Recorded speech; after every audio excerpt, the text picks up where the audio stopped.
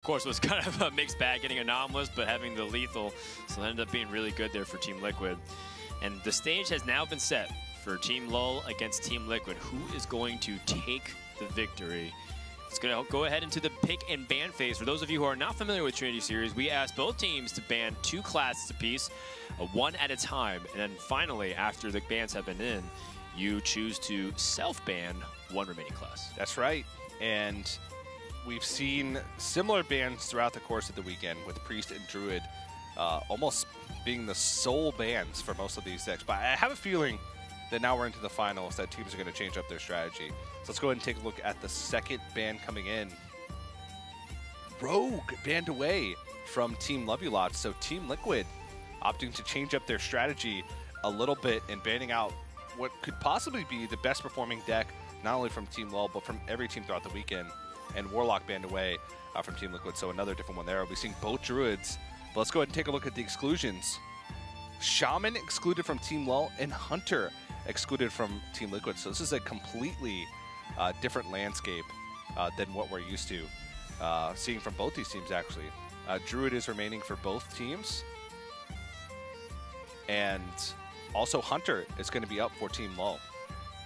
So definitely the case where the history of the last 2 days for the Trinity Series finals has been what's made or break a lot of these teams. Me and Dan were talking earlier about how Rogue's success was going to change the course of the rest of the finals. I was expecting Rogue bans today. I was also maybe even expecting Mage bans from today.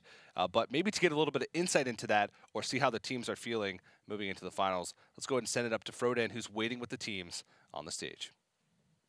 Thank you very much, TJ. It's Frodan and Soundbringer here for a couple of interviews. Chalky, now that you've seen the bans and the picks, and we're getting a little bit more serious about the competitions for grand finals, what's your thoughts having seen all the setup for the best of 11 to finish it off? Well, they changed their ban first time this weekend. We didn't change ours. Ran through a lot of permutations, had a lot of things that we could expect them to maybe do that would catch us off guard. Obviously, we didn't really expect it, but we're prepared and we think it'll be fine. So the Rogue ban doesn't throw you off that much, you're saying? No, I mean, Rogue's obviously been insane this weekend, and some teams made the mistake of having Miracle Rogue. I think everyone's off that now, and yeah, it's worthy of a ban, right? So. All right, well, let's go ahead and hop over to Dog. Now, you guys did change it, the ban to the Rogue. Is it just because it's been dominating not only for you, but for other teams as well? Kind of needed to mix things up a bit. I think, I don't know, it's just a strong deck, right? Warlock's also strong, Druid's also strong, so you pick from there and see if your lineup can actually counter it. And I mean, we think we could do a pretty good job of it, so. Gotcha, and I won't take too much longer. Last question here. How is the energy level? Because that was a really fast series, so you feel like you're riding the momentum wave and you guys are in the zone right now? Of course. We're going to draw really well. That's what we're going to do. All right, well, that's going to be really scary, so let's hop on over back to the Trinity Museum with TJ and Frodan. Thanks very much, Frodan. It's time for the grand finals. Team Liquid Dog will be on the Paladin and the Mage. Show will be on Druid Warrior and Pheno on Shaman and Rogue. Druid will be seen by both teams potentially in this grand final, which is completely different than what we've seen. And of course, Team LUL, because of their run through the winner's bracket, they come to the grand finals with a 1-game advantage. So how it'll work is they'll start off with a win with the first class that they're going to play. So that means they're going to queue up Druid first, and they start with a win. So basically, they have a small advantage, but that could translate into a big advantage. As the way Last Hero Standing works is Muzzy took off his jacket to reveal another American flag tank top underneath. I got thrown off. Good. It looks like it's an American onesie. That's if that matches a lot better than the jacket did, I have to say. Watch him nail this triple backflip reverse as he approaches the vault. Can we get Muzzy some chalk over there? Flawless execution.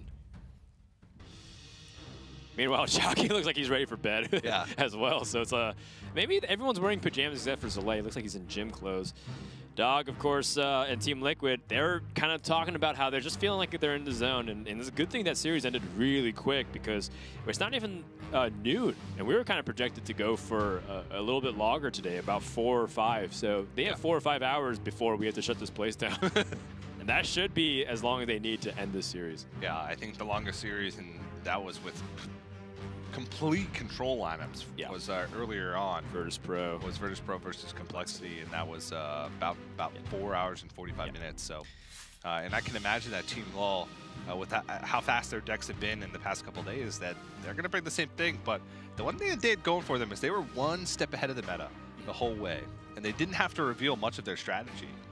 They've showed 3 decks this entire weekend, and so are they playing Control Warlock or are they playing a Zoo Warlock? Because you know when you practice with guys who are really good, they are able to not only play play test really effectively for you, but they're also able to draft up really strong ideas.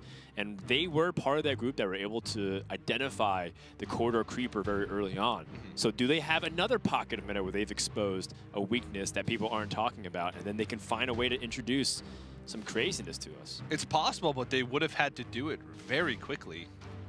You know, they had essentially a full day when Cobalt's Catacombs was released, but considering they've had to play the last few days and prepare actually for their matches, plus sleep on top of that, they've had a pretty limited amount of time to actually refine and prepare their decks over the past 2 days because of the rule here at the Trinity Series Finals where they can resubmit each morning before the matches begin. So I don't know. I'm excited for this one though, and I think that, you know, we've got a good idea of what the meta is going to be like going forward because of the fact that we had this big of a tournament with this high-profile player so close to the release of the expansion. Friendly reminder, too, that 2 out of the 3 members from Team LUL are unsponsored as of right now. So it's like it's one of those interesting things where we could have a team of friends, essentially, triumph in Season 2 as we go into game number 2, effectively.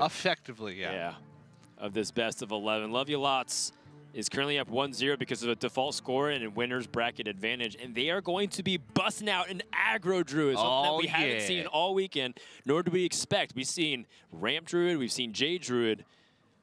Will aggro druid be able to surprise Rogue here, which is something that I think a lot of people weren't accounting for? Aggro Druid is on paper fantastic against Rogue. I was testing around with a weird version of Aggro Druid yesterday where you run Corridor Creepers and Menagerie Wardens. Yeah.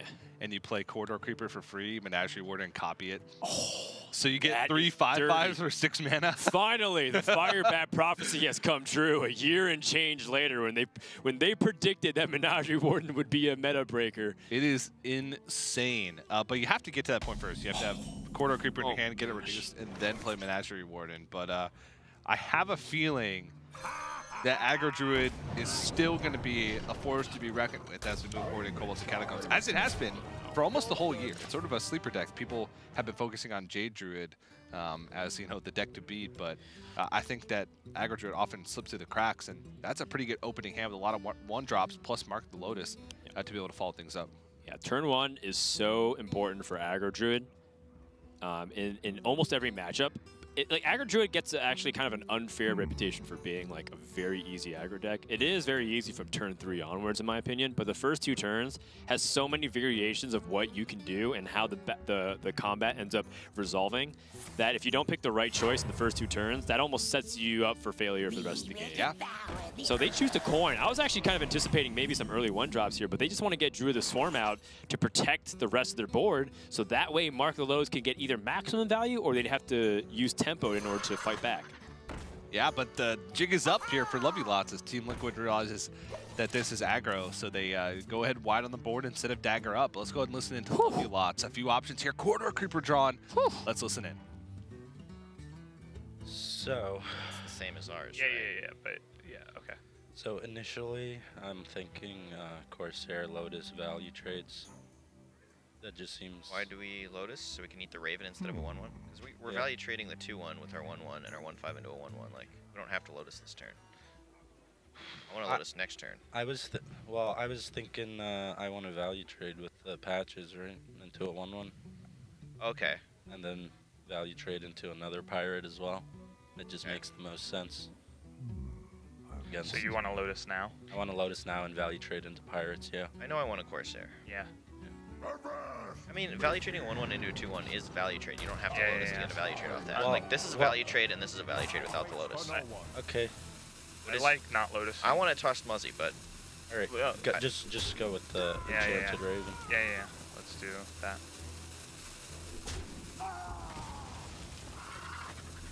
Be good for them. That's really good for us. I think we dagger it. We can't develop the creeper this turn. Yeah, we can. We can just trade the patches in and play creeper. That's pretty good, actually. Yeah, I think I like that. Yeah, do that. We kind of get punished by Power of the Wild into trade, value trade.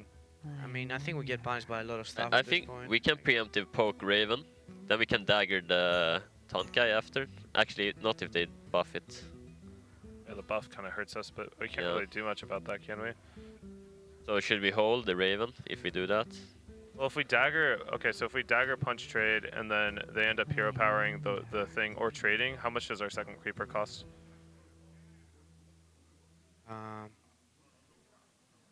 4? Costs 4, and the other one costs 1, so we can't play both. 4 and yeah. So do you want to play creeper here? I think so. Wanna bump? With the 2-2? I don't think we bumped the 2-2. Yeah, we get punished by buff, right? Yes.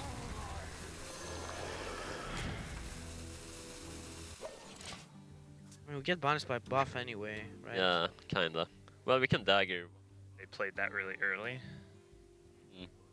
So we could play Firefly, Flame Elemental, Mark the Lotus, value trade the taunt. and we don't get the creeper down right now. I kind of like getting a creeper down. well, but getting a creeper down. We're only sucks. discounting it it's by not 1. great. Yeah. Well.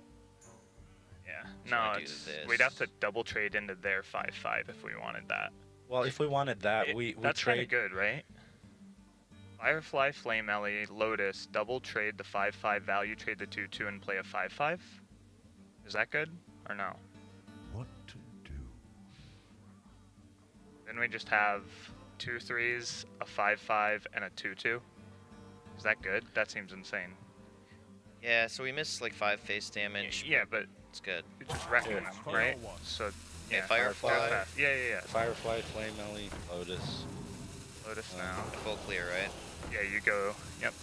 That into that. That into that. Yep. And now you just play a 0. Big boy on the left. Werewolf Alpha positioning.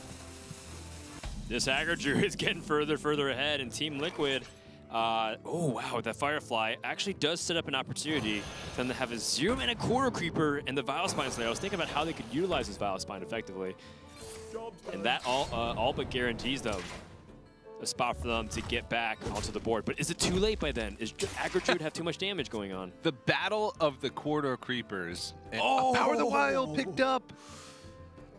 That is UC. 4 quarter creepers drawn and to be played this game. Right. This is the meta in a nutshell at the moment. At least for Trinity Series. Maybe on ladder right now, all the deck builders of the world are scrambling to find decks that beat these quarter creeper tempo decks.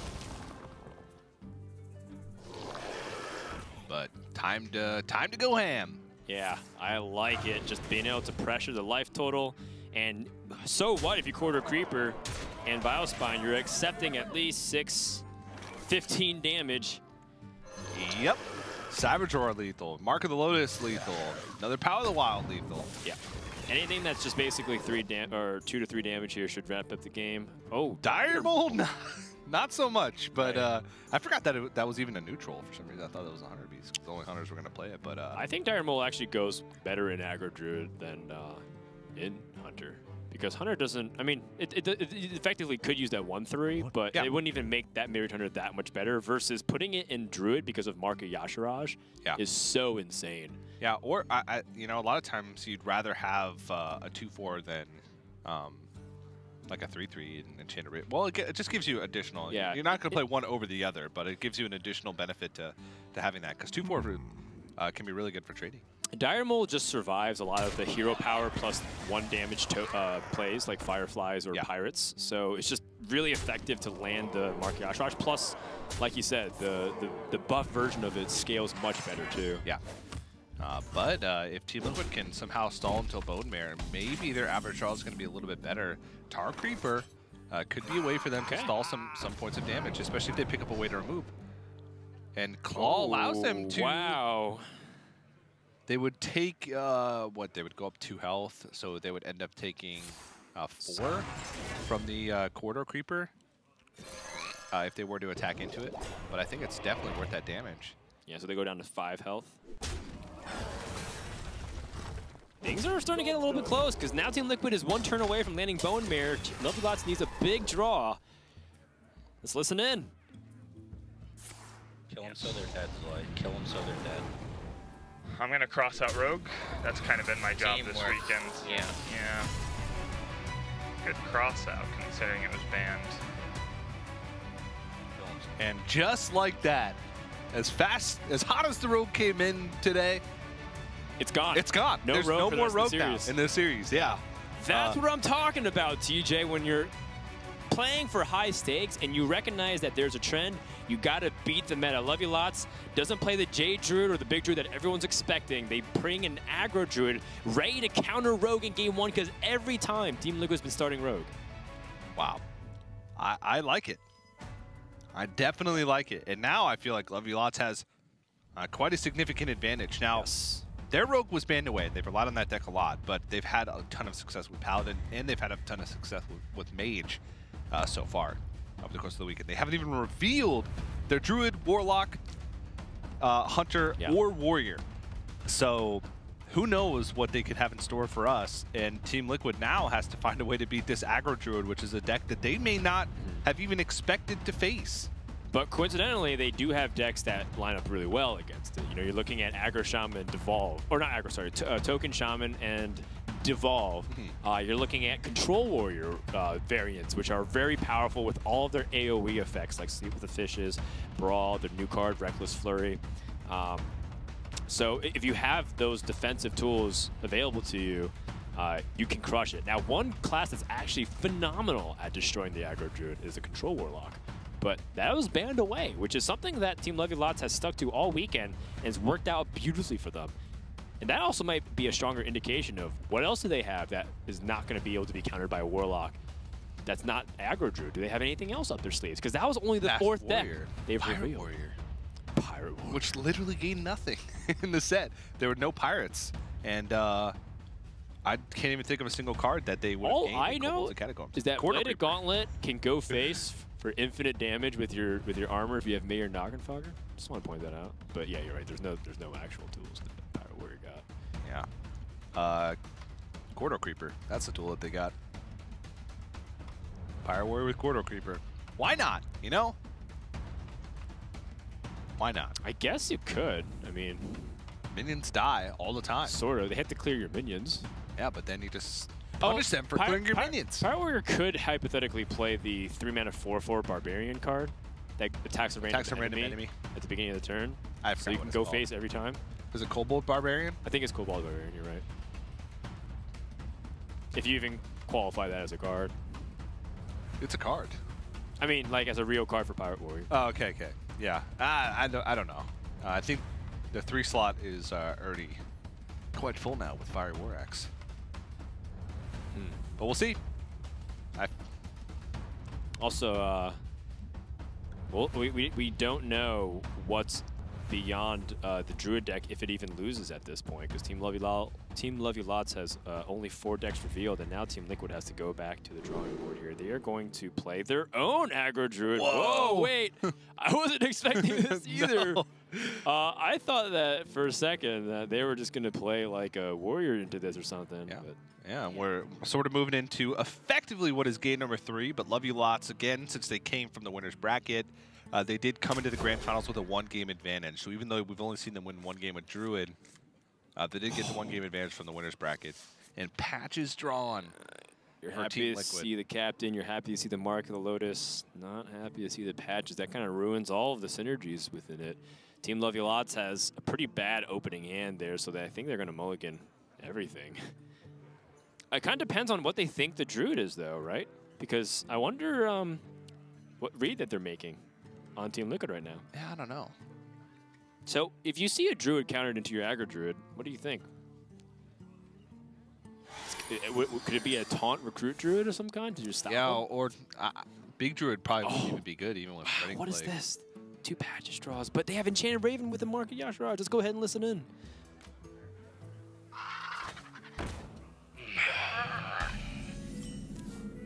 Enchanted Raven, bird noise. The other thing you do with the Raven is just say nevermore. You sound sophisticated. Yeah, you do. Okay. Mirror. It could be aggro Jade, but probably No, mirror. mirror. Yeah. Right. BT. So, Did we play the one we kept or the one we didn't? if we play the one we didn't keep, like, they might think they're not going to keep Market Okay, blind, yeah. right? So, keep the other one hidden. It'll. Okay. I'm gonna So- play the left one. Left, right? Play the one we kept. Yeah, Muzzy's saying yeah. What to do? Kill it so it's dead. Going first and they just nail the Raven turn 1. Come on, bro. We play that. Yeah, we play it. We have to, right? We floor this like. Yeah, I think we have to.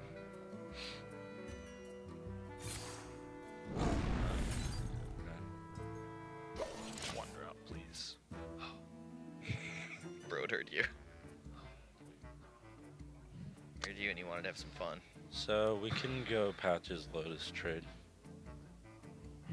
So you want to Lotus just this one, just to get the card out of our hand, make it more resilient to their Patches Lotus. What about Yes. Patches Power the Wild Trade?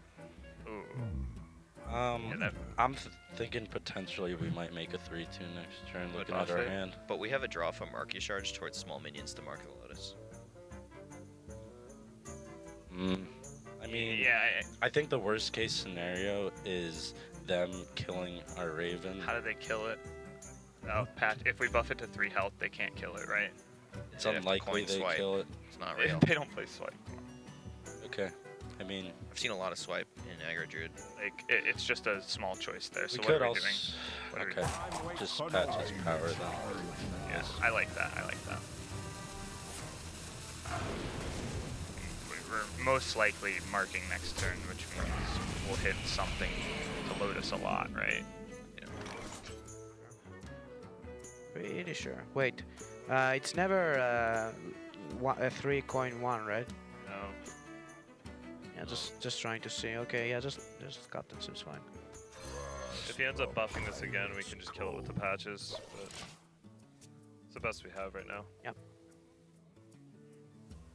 So we know they have Patches. They in have hand. coin still, so How do they deal with the remember coin, The- coin living. They deal with Patches. They also have patches, yeah. They can patches buff. I'm pretty sure we. We need to buff it more. Yeah, buff it. Buff it. See the draw. Probably gonna Raven Lotus. Mm-hmm. My Yeah. first guess. All first, PogChamp. Even Lotus. Great. It gets it up to 3 health. It still dies to like a Patches Savage Roar clear. If Yeah, they- but that's They Patches. and they Roar. don't kill the 3-1. Yeah. So we're thinking, do we trade? Is the question, right? Because Well, we could give them a VT. That's rough. Yeah, let's trade, please. I'm gonna Raven Lotus trade. Yeah. Yeah. There's no option. That's a big boy. No. What is this board state? I think we have to coin our Cobalt. Coin. I mean, what else are we gonna do? Our Crypt Lord has to carry us. Yeah, I agree. We could go like patches, power, What to Mark. do? but I think those cards are more valuable. Yeah. Yeah, I like the. Yeah, I think it's skill a skill bane. How was that thing 8 health? How 8 attack? What happened? They buffed it twice with a mark. Mark? They really drew double mark? Mark and double buff, like That's double crazy. buff. So That's nuts. yeah. That's good. No, man, if they think that's enough, they're in, or nuts, they're in for a rude awakening on what's going to happen in the next couple turns here. So, Corridor Creeper can go down to 4 mana this turn if you trade in 2 minions. Then they could, well, they could kill off Yeah. and Mark of the Lotus. So they'd have a 4/4, a 6/6, and be able to push 4 damage, put them to 21. So the next turn they'd have 10 plus 6, 7, so 17 on the board next turn with Savage Roar. So they're not setting up for a lethal with that way. But that's the only way they get the Corridor Creeper down this turn. So I think they do just have to make... Well, they could... They could mark Hero Power, just push 9. They could mark Hero Power, just push 9. That's correct. That does seem kind of weak for the mana usage. Because Savage Roar doesn't seem like it's going to get much value this game because you've just been stacking tall minions as opposed to wide minions. Yeah. So what if you Savage Roar instead? No, but then you keep Mark of the Lotus, and that's effectively the same thing as Hero Powering. I kind of like just the trade over. Oh, wow. Okay. I mean, this is kind of what we were talking about originally. Like, Savage Roar gets 6 damage in, which is probably what they're going to do. That's all it's going to do this game. The only problem is that was pretty bad development. They just got a lot of damage in. Yeah, I don't know. I don't really like that play as much as just trading and playing Corridor Creeper, but plus Market the Lotus. Because they would have a 4/4 and a 6/6, which wouldn't get removed, which would mean Savage Roar was still 6 damage on the following turn. Right. Team Liquid has Crypt Lord to get in the way of the Raven, and they can start buffing stuff. Let's go ahead and listen in. This is a crucial turn for TL. We're not dead to Roar if we face tank it, right? But then, do you develop anything? We're not developing anything. The board's clear, but then we have Crypt Lord. Wait, why don't you like... I like all these 4. Yeah, why do you like all these 4? So we have a 4/3 on board.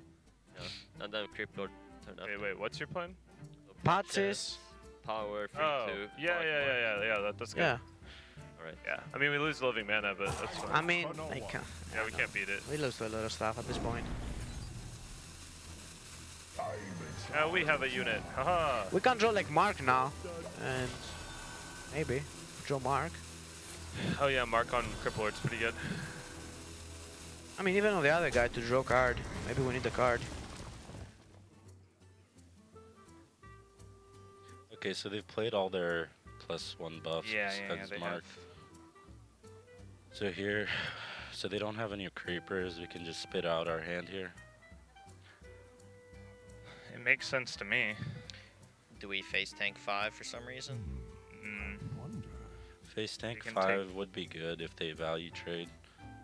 Is it good? Yeah. So you're thinking they don't have to respect our 6/6 because we have to top deck. We always play everything, right? I think so.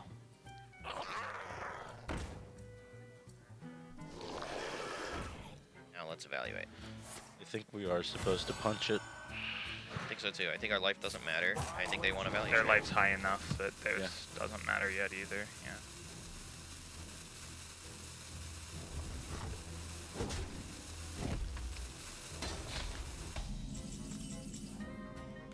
Alright. So 5/3 into 6/6, Hero Power, the rest. Yeah. Wait. What if we value trade? Hold on, wait. What's Crypt Lord out? Yeah, value trade seems better actually No, because. because they'll kill our Crypt Lord. Oh yeah, it does. It does. Yeah, Hero no, power. no. It Okay, does. Yeah. Yeah, it's just this. Alright, yeah, play everything. We have double Mark in our deck, but they have... I mean, the health total doesn't matter at all, right? No. So it's just the matter Now it's of- basic. Like the thing is that. even, basically. Yeah, it's even. But if we draw living mana, we win. If they draw living mana, They win. I don't know if they win because we can draw the buff. So. Yeah. But if we draw it, Crypt Lord is so big, so we just win. Looks like they got it. No. Yeah, they got it. Come on. They're good at this game. Man, how does this happen? Like. That's fine. They can get living mana and maybe live a turn. And trade. Mark the 2/3. We need card. Well, Oh my sometimes that goodness. just happens. Yeah. I mean, Firefly keeps them resilient, I think. Hold on, how much life do they have? They kill off 2. Nah, I think they might be... even if they're alive, they're barely alive. Yeah, they are alive by 1. Yeah, barely alive. And any buff card, I believe, would do it. Single point of damage. Not quite, but Okay. I mean, all these tokens that are trading into the Crypt Lord are still going to live. That's the big thing. So they're not even like contesting the board very much. And I Yeah. mean, to be honest, Lovey Lots can just go face and play the Druid of the Swarm. I don't even know if they want to trade. They're just going to have almost guaranteed lethal next turn if they set their opponent to 2. Yeah, and they've seen a lot of the board buffs already. The big reason why you would trade against a board in this position is because you're afraid of potential Mark of the Lotus or Power of the Wild, but so many have been used already, and the 1/5 gets in the way of a bunch of stuff. Corridor Creeper's fantastic card, kind of useless in this spot. And that's going to be game 3 to Love You Lots, 3-0, halfway to claiming the Season 2 championship. It's looking like it's all Love You Lots over the past 3 days. Feels like every series they just get out to a huge lead, and then it's impossible for the other team to come back, and this is no different. Dominant performance, and again, I gotta wonder, is the Mirror the best deck that Team Liquid had to fight against it, or did they have tech that we weren't exactly prepared for that would have helped them win? Like maybe they had Sea Giants or something else to help influence the game in their favor. Yeah, I mean, you have to think that's the case, but maybe they just didn't expect Aggro Druid.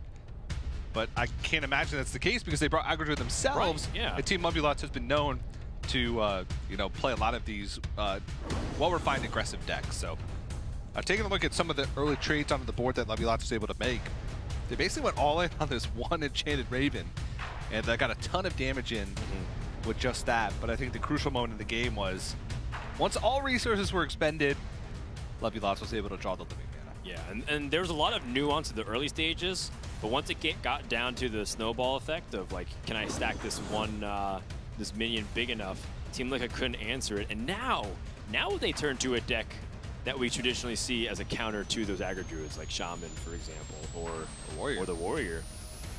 Or perhaps even a Control Mage. Control Mage can definitely do a lot to the Token Druid. Just play a Doomsayer and you almost just win immediately. Yeah. I don't think they're doing that. I'm pretty sure that Team Liquid and the rest of the players here have been enamored so much by the Secret Mage. That's probably the case, so that it limits their options a little bit. But Team Liquid needs a win badly, and they need a win now. The longer they wait, I'm acting like it's a choice. The longer they wait before they win a game. It's not like it's up to them, though, solely. I mean, Team Love You Lots has been playing on point. Absolutely accounting for all of the possibilities. Fully rested. And right now, they're just completely firing on all cylinders. And Team Liquid is going to turn to their Warrior, which looks like to be some kind of slow defensive Warrior having the Armor Smiths in hand. That's what I was expecting originally, but Love You Lots has the Enchanted Raven, Market Yashiraj, and Drew the Swarm. That's really powerful options. I'm even tempted to 4-keep here. Power of the Wild is also really good with being able to stack taller minions instead of going super wide against Warrior. Yeah, that's quite enticing. I might throw away one of the cards here.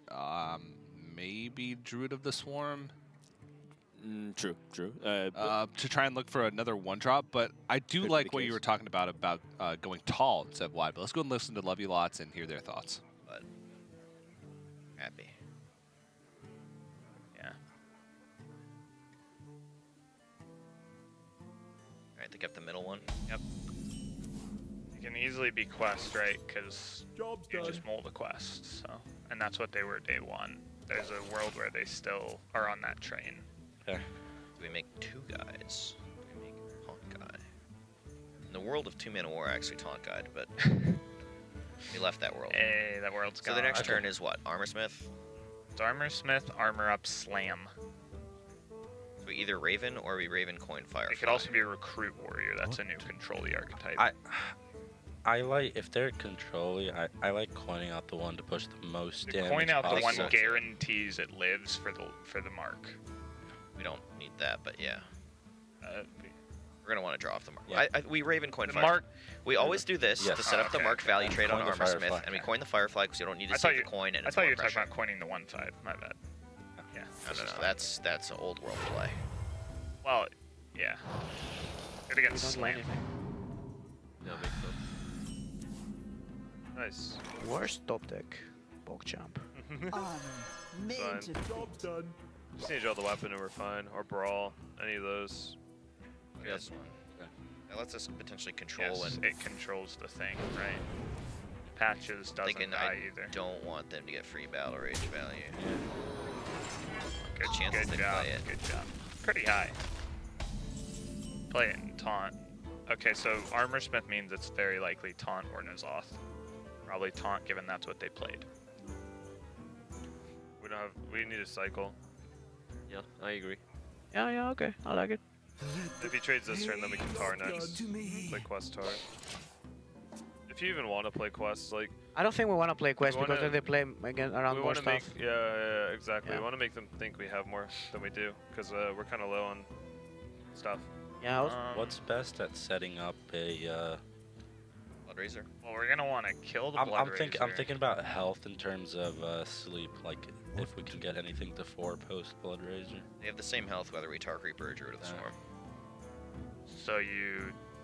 The Druid of the Tar Swarm Creeper, puts right? more... No, the Druid of the Swarm puts more minions in play for Power of the Wild buff the turn after.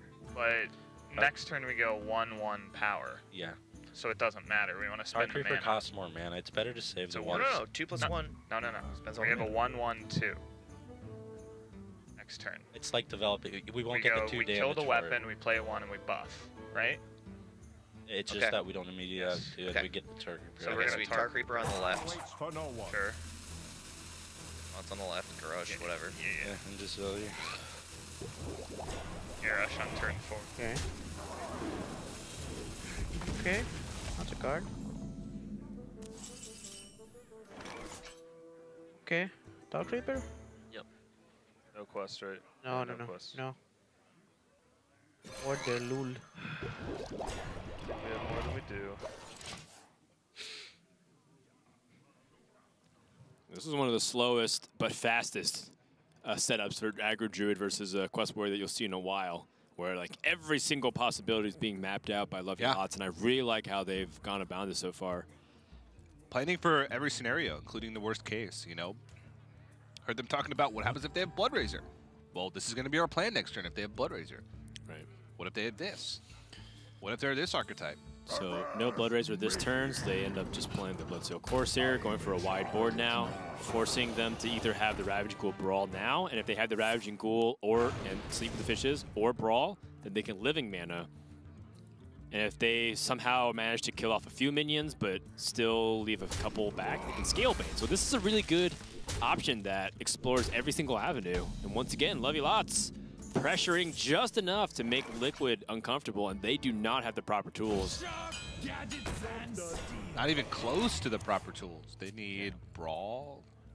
Well, they have something. They have the fishes. I guess they have Sleep, yeah. And if Lovely Lots decides to trade in a lot of their stuff here, Sleep with the Fishes could be quite devastating. But let's go ahead and listen into Lovely Lots. Curious to hear what they're thinking going into this turn 6. Mark, right? Mark on the Tar Creeper, that's weak to execute. That's weak to execute. Yeah, Does not on the execute better against sleep stuff? What do you want, Mus? Yeah.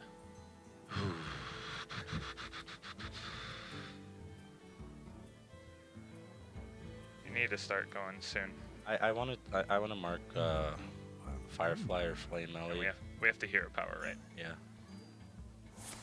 And then trade like 2/2 patches, I think, right? This and the 2/2 patches and the hero power. Are we trading in patches? Time waits for no one. Sure, the patches goes in? Get this Of one. course. Yeah, do that one, yeah. Let's keep minions. It's not really weak to Right. stuff. Be afraid of Roar. Yeah, we kind of want them to clear. If they have a clear, we want them to do it soon. That way we mana before the Primordial Drake turn. Yeah. Because if not, we have to draw a buff. And We'll Sleep clears everything except for the Tar Creeper, right? Like, wait, why do we wanna, like, we can just have Ghoul Sleep for, like, next turn. I mean, What are we doing next? now, now Sleep kills 2 minions, the other kills 4, but they're not even that strong. Like, they don't contest our 2/3s, right? So why do we wanna do that? They don't even, like, get good trades or anything. If we go Ghoul Sleep and they play Living Mana, we just bump into the 4/6 and we play a 6/9. And how are they going to get past that? They have no mana. They have to trade everything. Okay, that's a good right? point. That's a good point. No, I like Goldfish. Okay, sure. So which fish? The first Far, one, right? far left. Hey, that's a good point about leaving mana, actually. Yeah, and also we can draw another will.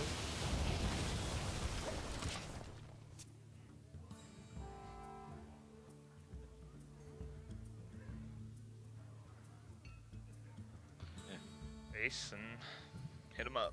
Just Right? Yep. Not going to be able to play around the Primordial Drake, but whatever. Now So, we're no, it's turn 7. Yeah, I know. Next turn, though, I'm saying. Well, It- we it get to sets- trade them in is the thing. This is Okay, the best sure, it sure. gets without a buff. I agree with that. Other plays are just miserable, right? yeah. The Lotus next turn.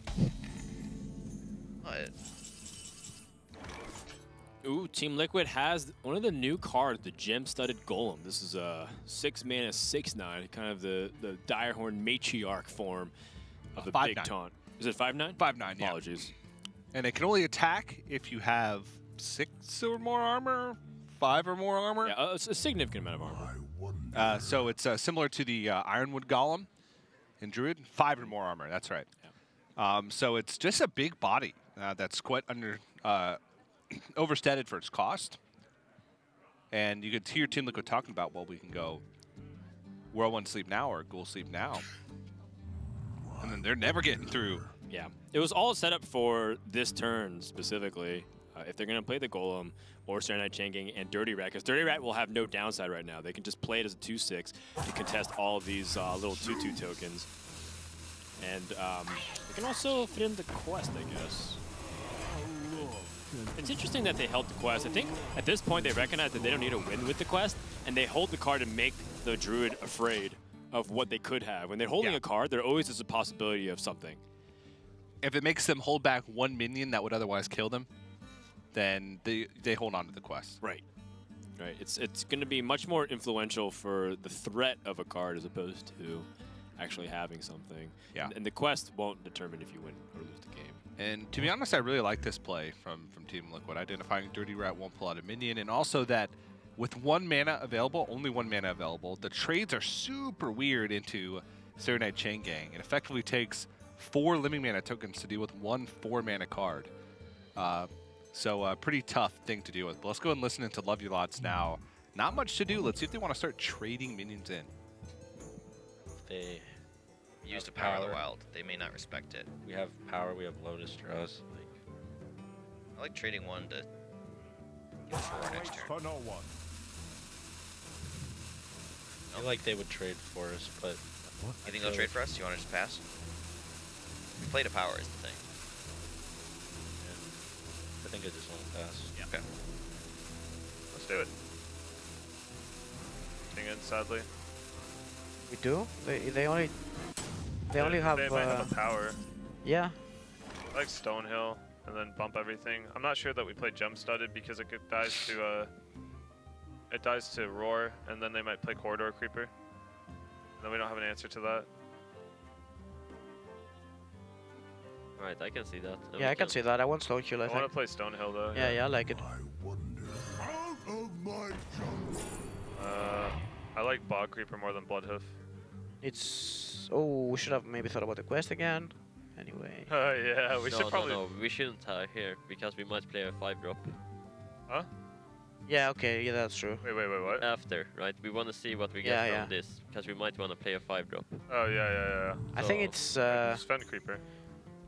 You sure? We can Isn't play the Fen Creeper quest with just this. better? Do we need the quest? Well, if they have a buffer... If they have a buff, we're gonna sleep anyway, right? So isn't Brave just better? But we don't have to sleep. We don't have to sleep, are you sure? Yeah, because Alright, okay. Yeah, like Fen Fen. Creeper's fine. I just trade.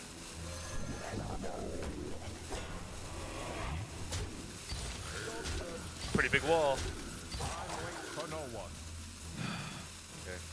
Oh, play card. Roar. Why did you do that last time? I didn't know the rope started. Yeah. Okay, it's fine. I thought it usually gives you more than 1 No, turn, right? that's fine. So the 1/4 bump makes sense, right? The 1/4 is free, sort of. But maybe we don't need to. We want that corridor online, I think. Yeah. So the rat definitely goes into the 2/4. Or one of ours Living mana goes rat. into his 2/4. Yeah. Living mana know 2/4. Like what I instantly thought was I'm gonna kill this and this. Clean. Yeah. So that gives us a 3 discounts goes to 2 mana. It goes to 2, and we could play it. Or we we could play discount it something even else. more. We could play the Druid of Swarm's 1/5 good on taunt. board. 1/5 taunt. Yeah.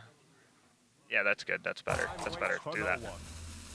Take the free trade, because they can't whirlwind for value, right? They have 2 1s. Like, well, they can trade them in whirlwind, but that's good.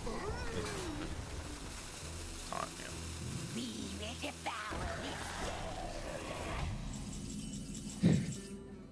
Right, hit ghoul, gemstone. I don't want to ghoul.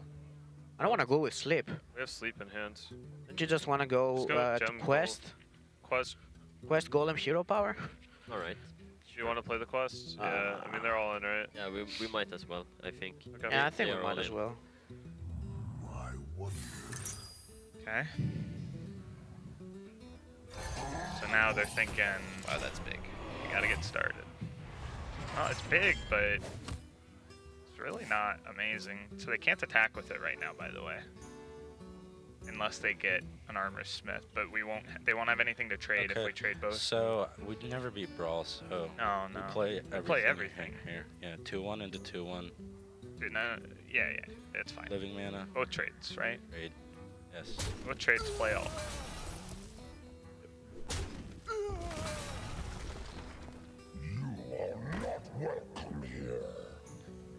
We know they have a Stonehill card. What's the point of playing the Lotus? We're not playing the Lotus, so it would make our second living mana better. I see what Lay's saying. Okay, I see what you mean. Yeah. Yeah, we don't need to, right? Plays around Drake Fishes. It plays around him gaining armor somehow, killing our guy and trading, but that doesn't happen ever. That does not happen, yeah. So Time waits for no one. don't worry about it. Don't beat Drake Fishes. I think.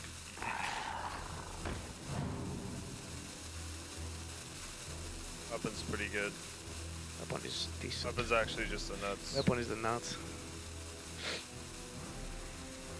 Drake is good enough as well. Can't attack with the boy though. Drake's really good. We still jam Serenite, right? Yeah, I think so. We don't ghoul sleep. We're not cool sleeping now. No, next turn I We think. can't. So how will they trade? They will trade 4 Yeah. It's really bad if we go and sleep. 5/5. Yeah, yeah, let's not ghoul sleep, okay. I like armor up, Just Charana. armor up Serenite. We can attack next turn with our guy if they don't I do think he's anything. probably gonna die, right? Huh? You think he's gonna die? I mean, they have to sacrifice They their might guys. not trade. Yeah, They so might it's go kinda 4-3 awkward. into 2-3, 2-3 into 2-3, and then hero power, and then leave up the 2 5/5s. So do we care about the buffs at all? Not so much, right? If they buff? Oh, because they have ghoul. Yeah. It's starting to get pretty scrappy. It's both teams just fighting back and forth for the board, but Team Liquid has sort of the ultimate trump card here with the Sleep with the Fishes. They just want to look for a way to activate it well. One of those being Weapon, as they said, or Primordial Drake. And also sort of the mind games with the quest. Team Liquid didn't play the quest despite having enough mana for it and the top minions to play it, because they wanted Lovulots to think that it was a brawl. But then once Team Liquid realized that Lovulots was all in, they played the quest to start the progress, and then we went to Lovulots to listen in, and they echoed that same sentiment, like, okay, they played the quest, but we're not going to be brawl anyway, so we got to go all in. Like, it's really cool to see the reads back and forth and sort of the high-level plays we're seeing. Well, this ends up going straight into what they were talking about. The Ravaging Ghoul and Sleep with the Fishes. Fantastic setup here from Team Liquid. And that is going to be a crushing sweep here for Lovulots. They need second living mana. Second living mana, or just a big enough minion to at least contest Team Liquid's 3/3 to at least get momentum back on their side. But they have so many dead draws like that one. Yeah. It's not completely dead. They can actually kill the Ravaging Ghoul. But Team Liquid just has to stick any reasonable sized minion at this point. Which they have quite an abundance of in the deck, so curious to see why Team Liquid didn't decide to queue this over going with the mirror matchup. Did they really think it was that rough of a matchup?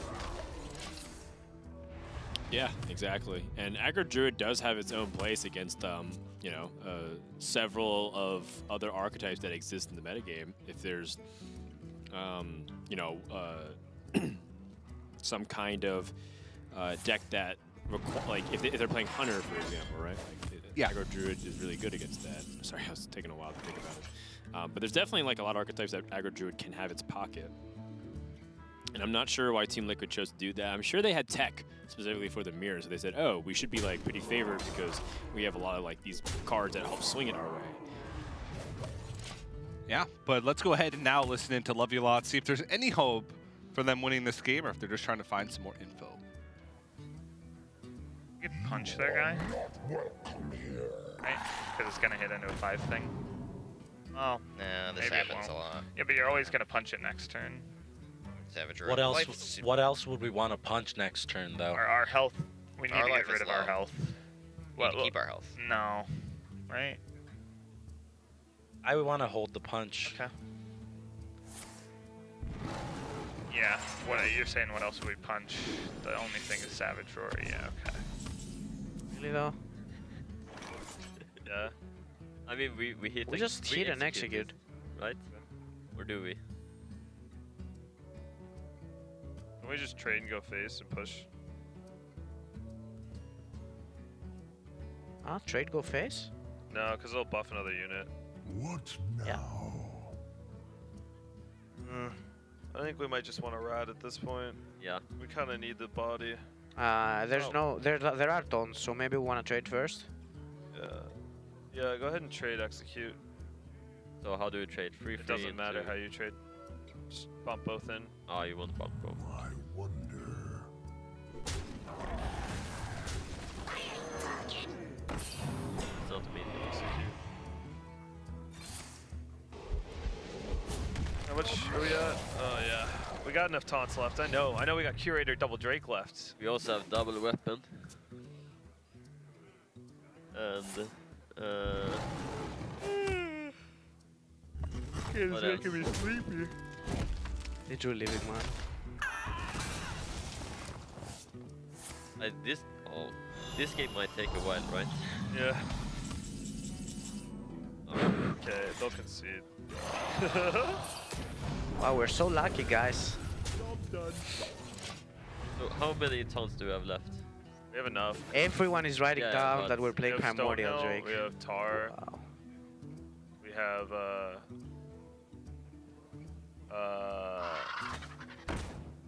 one more jump studded, one more Drake, and a Curator. So it's like half the deck, okay. Complete the quest, get him. Out of my jungle. Do that one. Lethal, I see lethal. Oops, I broke it down. It's the value trade.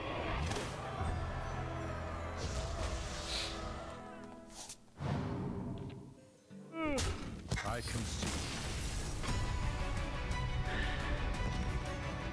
So what do they do now? Pala Mage? Lethal spotted from Team Liquid. Yeah, they're finally on the board, and it seems like maybe a little bit of fatigue is starting to settle in, at least for one of the players. Dog is pulling a double shift these days. Yep. He's streaming the new expansion, and he's competing in one of the highest stakes Hearthstone tournament out there. So he's kind of doing a lot of work this weekend. It's up to Show and Fino to keep him awake, but for now, Quest Warrior did exactly what we thought it would do, so it's kind of surprising how it didn't come out earlier, and now a lot of damage has been done. Keep in mind that all 6 decks are available to Team Liquid, but only 5 games are needed for victory. So if you look at the effective amount of decks that Team Liquid gets to play, it's 5.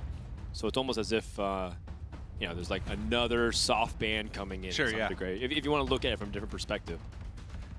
Yeah, but, you know, Team LUL, I still feel like in a great spot moving forward. You know, every single one of their other decks at their disposal to move forward into the next game to try and fight against Top Warrior. But we'll see that in just a few moments. We'll see what deck Team LUL is going to decide to pick. But in the meantime, we're going to have to go to a very quick break.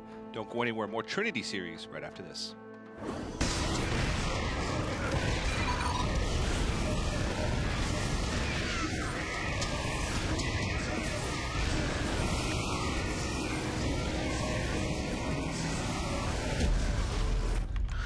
You guys seeing this? Game, record, and stream without compromise.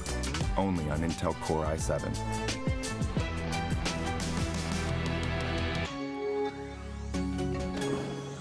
Welcome back, everybody, to the Trinity Series Grand Finals between Team Lots and Team Liquid, of course, presented by Intel, ESL, and Twitch.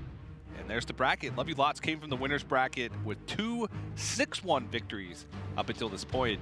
And it kind of looks like they're on that same trend now against Team Liquid in the Grand Finals. Yeah, Team Liquid is struggling, but it's not over yet. And yesterday, they made quite the impressive comeback in a similar situation where they were down early to the point where we thought that they were probably going to lose. Yeah. And then they were able to take 4 big wins in a row with Mage. Now, I'm sure that Mage is going to be Secret Mage from Team Liquid, and if it comes down to it, and I'm also positive that Team LUL will have an answer to it. For now, it's about how does Team LUL answer a Quest Warrior. What will they play? There is Murloc Paladin, which is traditionally very good at pressuring the Warrior prior to the, them being able to set up any kind of Quest win condition. And it scales well enough to the late game that they can't rely solely on no Quest. So they feel obligated to keep the Quest, but this is a pretty decent opening hand for Team Liquid. Yeah, not too bad. They have Stonehill Defender, Tar Creeper, which can be some early game defense. And Dirty Rat, maybe not, but... Yeah, probably throw Dirty Rat. Stonehill Defender and Tar Creeper are great, though, if you want to have early game plays. Lots has also a pretty interesting option, too. Rallying Blade is not nearly as effective against this deck compared to other decks where you really want to killing stuff, but Violent Inquisitor is not necessarily that bad of a card to have if you don't have a 2-mana minion. Yeah. You can just hero power and set up Murloc War Leader. That's right. Other Peacekeeper, a little bit of an unusual choice for a Murloc Paladin. You don't always see that. What do you think that's in the deck for? I honestly don't know. Corridor Creepers specifically, maybe? Because it's so powerful right now, and maybe they feel like they need to get that Tempo tool out. If you both have a Corridor Creeper, but you can Aldor your opponents, then you can value trade over it. Yeah. But maybe this is just a little bit of a greedier Paladin list that goes later on in the game, so... The list that we've tended to see have been a little bit greedier with Spiteful Summoners and double Dino size. And you were absolutely right, keeping the quest sort of has to be high priority. Yeah, because of the fact that this matchup can go long and Murloc Paladin can hold its own in long matchups. Now, a lot of people peg Murloc Paladin as an aggressive deck when it's actually just a mid-range deck. It tends to build a lot of early game board pressure if it can, but most of the time it tries to swing with mid-game moments, or like Spiker's Teeth, a Bone Mare, a Tyrion. Those are the times when Murloc Paladin ends up winning the game, and they're able to have those decisive swings, as looks like we'll have to see if the reconnect fixture is working as intended in 10.0. That's right. It is. We're giving Fino a little break for a moment. That's right. Get him a tissue, blow his nose, but we'll be right back in a few moments. Of course, now we have the disconnect and resume from disconnect feature, the pause feature. That's right. We're good to go, Dan. So we hope. I think the way it works is that you can reconnect and it won't do anything. The game stays paused, and I believe it restarts the turn timer in case anything complicated ended up happening. So. Yeah, so really happy that that's ended up becoming the case, because you don't want to redraw, because Quest Warrior and Murloc Paladin, those early game draws could dictate the entire state of the game. Yeah, that's very true. But in the meantime, while we're waiting for this match to get back underway, we can go and take a look at some of the moments from previously.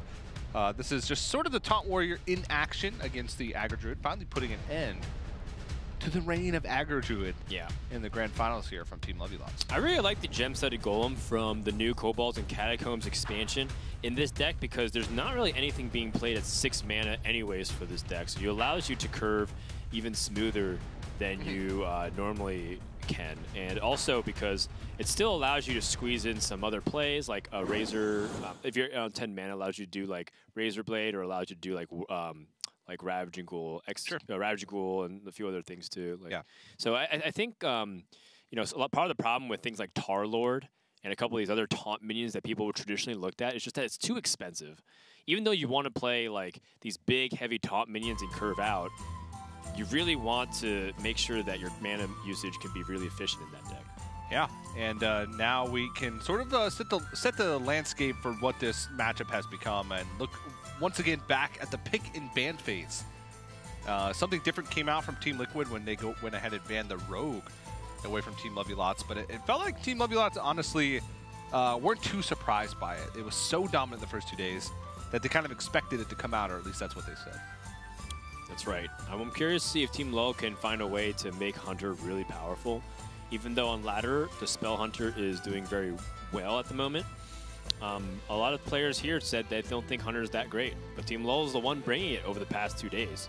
Other teams said, nah, we're going to play Shaman instead.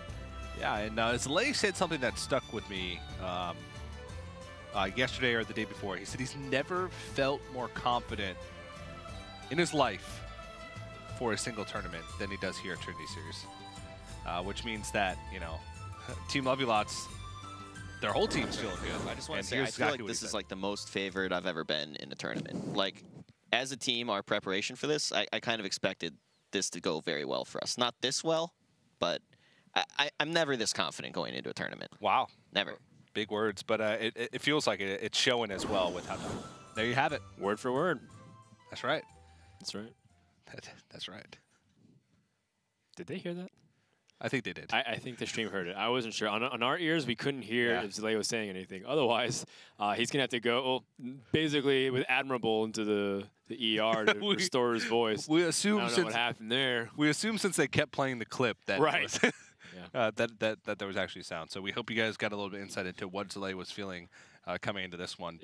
But even just, you know, the way that Team Lots is strutting around the studio between matches and before their matches, they're just feeling good. Muzzy doesn't usually break out his American flag garb, but when he does, you know he's feeling good. I think it's just one of those cases where it's a sign of how well and how much they've dominated the field that they can get away with that. You know, when you're losing a lot, it's kind of time to get serious. Don't joke around too much. Understand the gravity of the situation. Yeah. Team Liquid was kind of in that position yesterday, and they're kind of in that position now, but they still have a lot of time and room to work with. If you have to choose a time to go down significantly in the series, earlier on is much better than later because you still have a flexibility of choosing different decks. When you're down like 2 games and you have only 1 deck remaining, that's when it gets really scary. Yeah. There's Team LUL in its entirety. Yeah. Chalky diligently taking notes. Or drawing pictures. Or drawing pictures. Just like McLovin and Superbad would as well. And we just got a glimpse of, there's the prize pool. $75,000 for first place in gold coins. Yeah. Sits immediately behind the players. Right for the taking. Yeah. Something kind of interesting to note too is we kind of saw Chalky drawing pictures or taking notes in his notebook, whatever he was doing. You know, the thing about that is that there's a good distribution of labor amongst a lot of these teams. You do have one of the guys who's the main conversation driver. I believe that's Chalky on Team Lots, and that's Dog on Team Liquid. Yep. And then you have somebody who's kind of like the dissenter to immediately hear what they're saying and kind of nod along, and then immediately start considering another option. And it's usually something like Show or Zalay. And then you have a guy that's kind of like observing in the background and maybe trying to see if they can come up with an alternative lineup. Yep. And then that's Fino and Muzzy. And those, when you combine those effects, it comes to a very efficient discussion of exploring all your options in the game. Yeah, and of course we do want to mention that these guys actually did play each other in the Trinity Series Finals on day number 1. And that was when we sort of realized that Lots was way ahead of the field as far as deck innovation was going for Kobolds and Catacombs. And they took that series 6-1. So if that's any indication of how this series is going to go, then Team Liquid should feel like they're in trouble. But it's a new series, it's a new day. They've had 2 days to resubmit and refine their deck list. Now Team Liquid looking for revenge. Yeah, Team Liquid was saying how they felt like they played the best team. So even if they had a poor performance on day 1, they said that it was because they got the bracket luck of running into Lots. And now we're back in live with the series grand finals, game number 5, as we resume from the pause, the Murloc Paladin versus the Taunt Warrior. Yeah, so this is straight back into the game. This is not a replay. We have reconnected. The technology has arrived. That is right. It was deemed just confusing enough for new players. Here we go. And Lots is they're presented with the opportunity to Murloc buff into the Tar Creeper trade or go a little bit wider on the board and risk it against what Team Liquid could do to their board with a Ravaging Ghoul. Murloc War Leader seems kind of hard to pass up, though. And the nice thing about Gentle Megasaur is that you can also use it just as a way for Finja to guarantee get the value, because Finja can get poisonous and kill off even the biggest of taunts. That's right.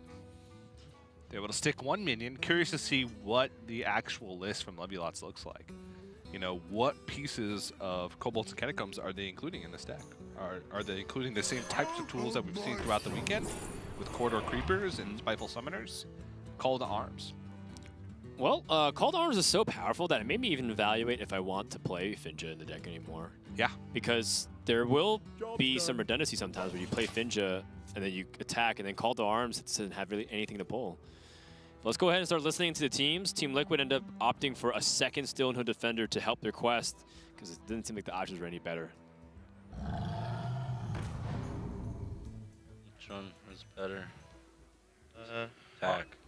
I think so too. Like, why do we care about 2 health? Yeah, so what do they versus do 3? on 4? They do. Oh, we do care about it. Chain gang. The big reason, right? Okay. On 4, what are they doing? They're razoring, which means they're hitting into it, in which case attack is better. They're chain ganging, in which case health is better. It's an even split.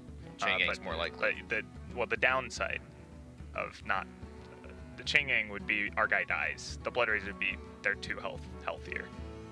I want 1/1. Yeah. Also, the chain gang is likelier because we have a read on not blood. Yeah. I want volcanic might. That's the way. The boys? Yeah, how long can this go on? How long can this go on? How long can this go on? How long can this go on? Okay, it's not looking bad, right? Yeah, it's fine. For things. That's it's kind of smart. I mean, Finja's a little good, but you play a 2/7, it lines up with like, the Finja and then 5/4 like. Next turn's Ali Armorsmith, right? There's Ali Armorsmith, there's Ghoul Sleep, Let's say- there's Hatchling. yeah. So if it's hatchling and we leave a dude, yeah. I mean, so the Aldor gets better later is the argument, right? Why we wouldn't do it? We could just Finja. Okay. They could have Ghoul Sleep, but that clears even if we Aldor. So I'd like to Finja, I think. I'd like to Finja as well. You care about positioning for some reason? Broad gives. It's in the middle, cause. Yeah, middle. Garrosh, theoretically. We are set up our brawl. How Serenite long? Again. Yeah. So Stonehill or Serenite? I like Serenite. Yeah, Sarah also prevents more Lots a damage, lot right? of damage. How long can this go on? Maybe we should play slower because now maybe they just know how brawl or something, right? I don't know. Yeah, let's slow down a bit. It pulls Probably small gonna be- guys, which is good because that just makes our draws better forever. It's great.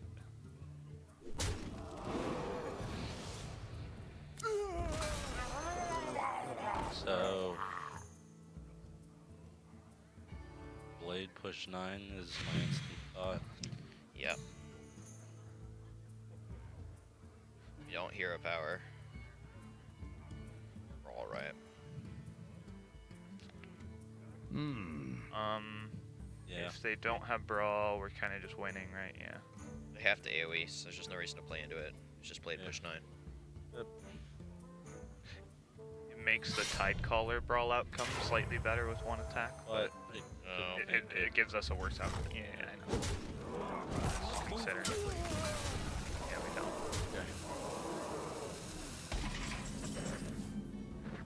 Okay. There's a 1 in our hand already. Yeah. Yep. So we want 1/2 to survive? We want the 2/3 to survive, right? Oh yeah, the 2/3 seems better. It's fine. It's fine also, right? It's not that much damage. I'd rather prevent damage than Yeah, it seems good. here. We got a 4, but it's still insane. Yes. Yeah. Let's do that one. And you can probably play the Vile Fend it, but we might hedge against second brawl, depends. Pinch of death. Do the Tyronius. Yeah. We should have thought about positioning. Well, it always comes, yeah, it comes to the right of it, so we should have, but. Gadgets and Gazette always gets the scoop. Okay. Okay. The 7 drops, there's Curator. Doesn't really, so the Vilephin can go to a 10-10 is the big reason to play it. I would like to play I'd it. like to play it, yeah. Play it. I would too. Yep.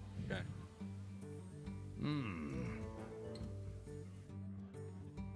Man, that is not the summoner that I was expecting.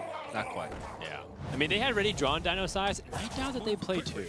They do play 2. That is kind of insane to me. You can play 2 8-mana spells that rely on you having a board, plus Spikered Steeds. But, of course, it's still reasonably a good card. A 6-mana 4/4 that summons, say, another 4/4 at the low end. Well, yeah. If you look at its stat line, it passes the vanilla test significantly. It's like 8/8 for 6. Yeah, and really oftentimes it's way above that. If you hit Spikered Steed, right, all of a sudden the average stat line's like a 9/9, because average 6 drop is usually around 5/5.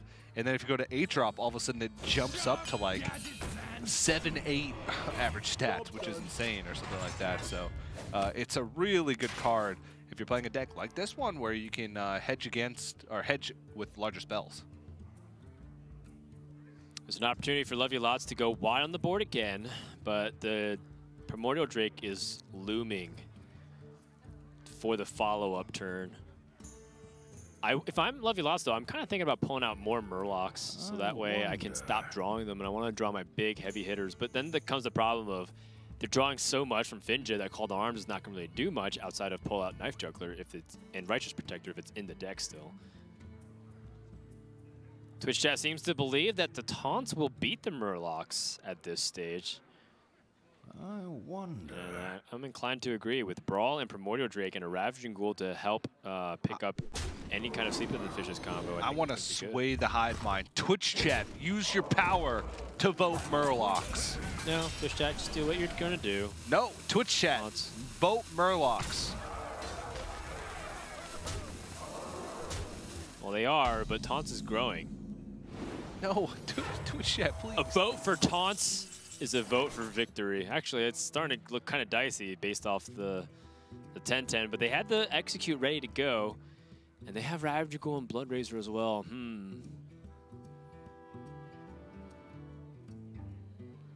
Murlocs. Man, this is starting to get really annoying. That Dino Size ended up becoming huge here.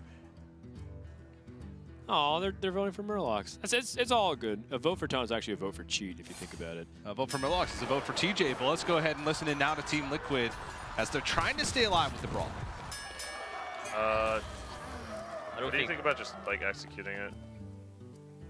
I don't know. We have this.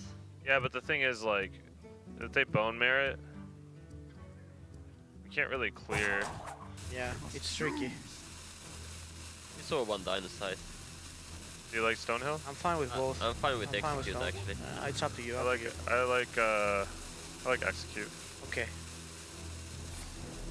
They've used one Dino Size. They have another, but we'll probably make a taunt wall by that time. How close are we to the quest?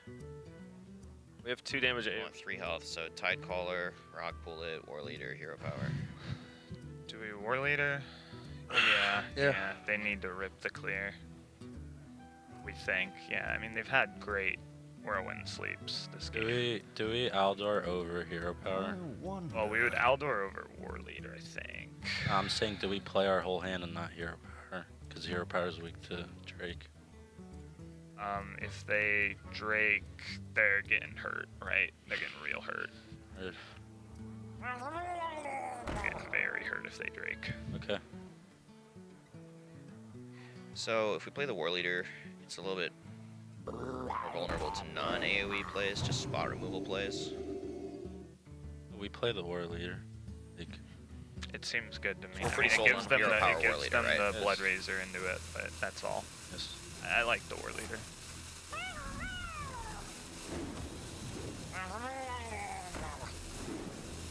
Leap.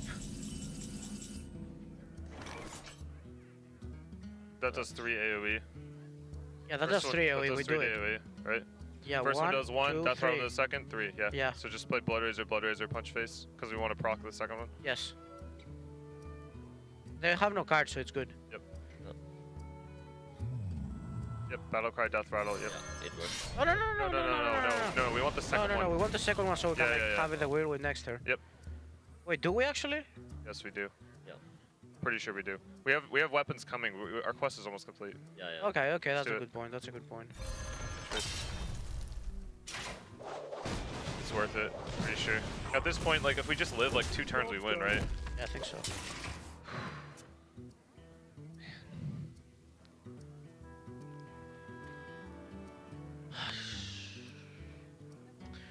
Two more taunts. We just hero power. I think I want a 3-3, you know? Well, the 3-3 just dies, and we're never threatening their 8 health. What's their quest stat? 5 or 6? Yeah, it's 5. I mean, it's very likely they have taunts in hand, so they're going to complete, they're going to play taunts, and then it's like, what do the 3-3s do? We Makes can never the kill them taunts is one. the issue. If we played both, we could top deck a dino size. To They kill have a taunt. taunts. To kill a taunt. Like, what are our outs here? It's spiteful stuff. Harem. On Mare. Yeah. I think it's likely they have a Drake, and if we play all our stuff, it just ties. Are we beating a Drake? We can. Okay. What do you like, Muzz? I like hero power. No Eldor. I think so. I like Drake like Armorsmith. Yeah. Yep. Wait. No. I like Stonehill. Well, actually, we can. No, we have the complete 4-8 on quest. board, right? It's We good. can complete the quest, but like the thing is, what if they have Call to Arms or something? We can't really like clear it that well. Can we? I guess we have weapon plus ghoul. It should be good enough. Yeah, just Drake Armorsmith. Yeah, Drake Armorsmith, I like it. Made to fit.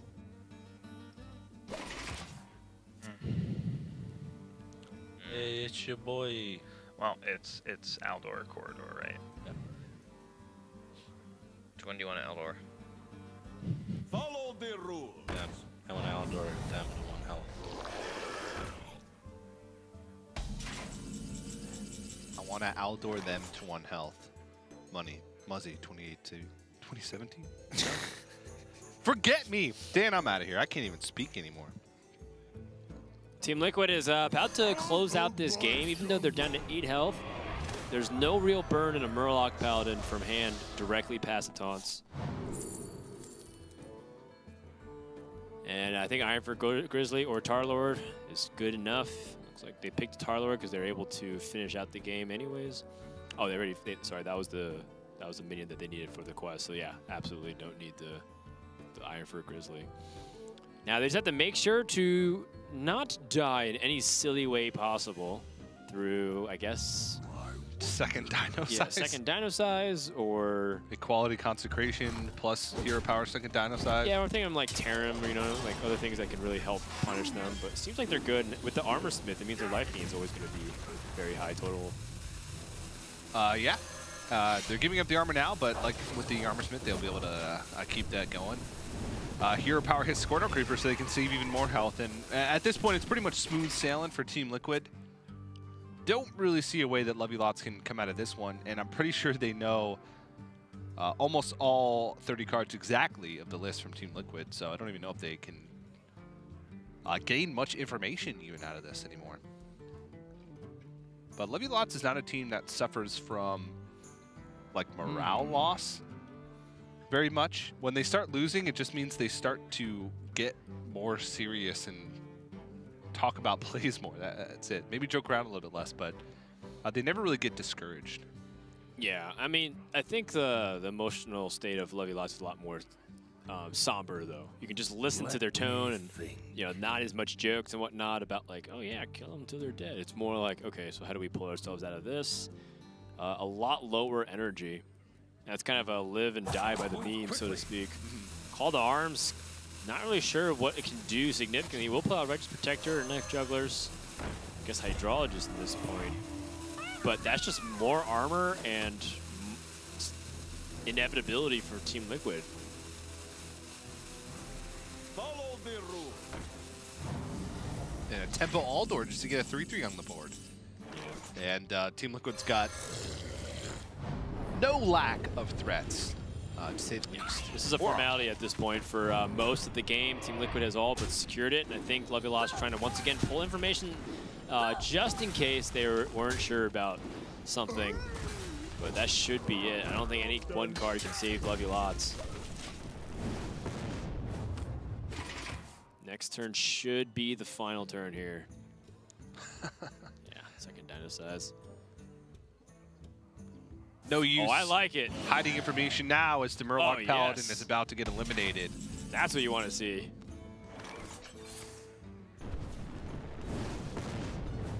Game 5 is going to go to Team Liquid, and they are climbing back into the score count. And if you think about it too, we call it Game 5 only because of score reasons, but there's only been 4 games played because of the 1-game advantage to Team LUL, so it's been 2-2 so far. That's right. And that's what I like to see. I like to see that close series, especially in such a high-stakes match like this one. $45,000, the difference between first place and second place. $15,000 per player. Yeah. For winning the grand finals. You more than double your prize money from being able to be effective about it. And Quest Warrior is also a deck that people still just sleep on. You know, they don't really think about it as a primary warrior archetype for laddering. And in tournaments, it still doesn't even have that much play, but it does have its moments. Here's a couple of things that, or a couple of moments that stuck out to us too. The big dino size on the Vilefin Inquisitor, but look at how big this brawl was. Being able to land onto a target to execute. If it was a 10-10, it was basically going to be death. Oh, they had to execute. I apologize. They could have maybe put the Sona Defender in the way and execute. But then creative use of the double Blood Razor here, the double Battle Cry plus the Death Rattle for destroying the weapon. I like it. Able to clear the board without having to use health as a resource, just in case LUL was able to reload.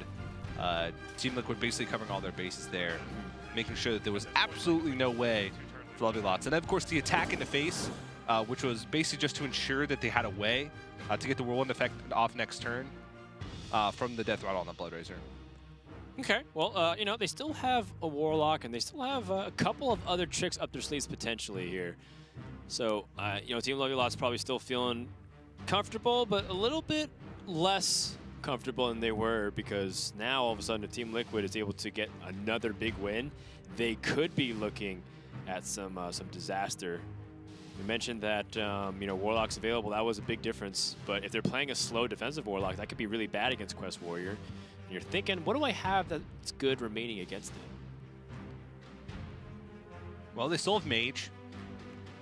You think Secret Mage is good against Quest Warrior?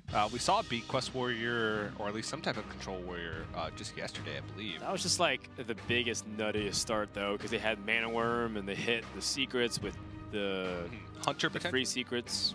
Yeah. Hunter.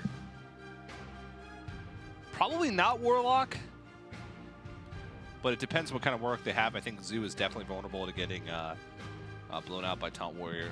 What about if they're playing a Recruit Warrior of some kind? What in the world?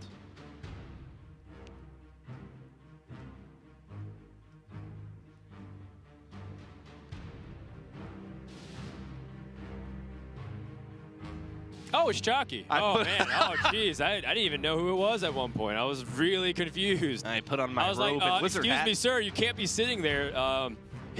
I believe Anime Expo is like in 6 months and also like not in Burbank. It's like 120 miles from here. Yeah. But took the wrong highway. The 405 was closed. This may be a hint as to what LUL is playing in this next game. That looks awfully like a Warlock robe to me. And this is pure intimidation. If I'm Team Liquid, I'm looking over at that. The only emotion I'm feeling is pure fear. Yeah, that's right. You thought Chalky was scary looking before. Look at him now. Yeah, and I believe it was who? What? Franklin Delano Roosevelt who said, "I fear not Oh, we have nothing to fear except Chalky in a cosplay? Yeah. Actually, I think that was Dr. Phil. Okay, gotcha. But close. You know, I have actually no idea what he's cosplaying as. Like, I was trying to think about it, and I don't know if it's even Hearthstone related. I might need to... He looks like the Dark Magician, if you ask me. I don't even know. Ready to banish Team Liquid to the Shadow Realm.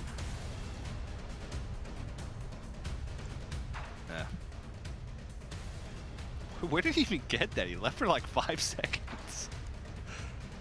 I saw him walk past and like you know, go use the restroom as is, you know, normal for these guys with a long series like this. Yeah, you know, it could be just a little mix-up, but in the end, they are entitled to breaks, so they were stepping away for a moment, and clearly we can't start without the players, so hope you guys enjoyed. This is the Trinity Series, first to 6, and Team Love You Lots with the unconventional lineup all tournament long, and this is the best a team has done against them. No team has been able to get 2 wins against them this weekend. Yeah, this is, they've got just as many losses in this series as they did in their entire first 2 matches. One of those being against Team Liquid.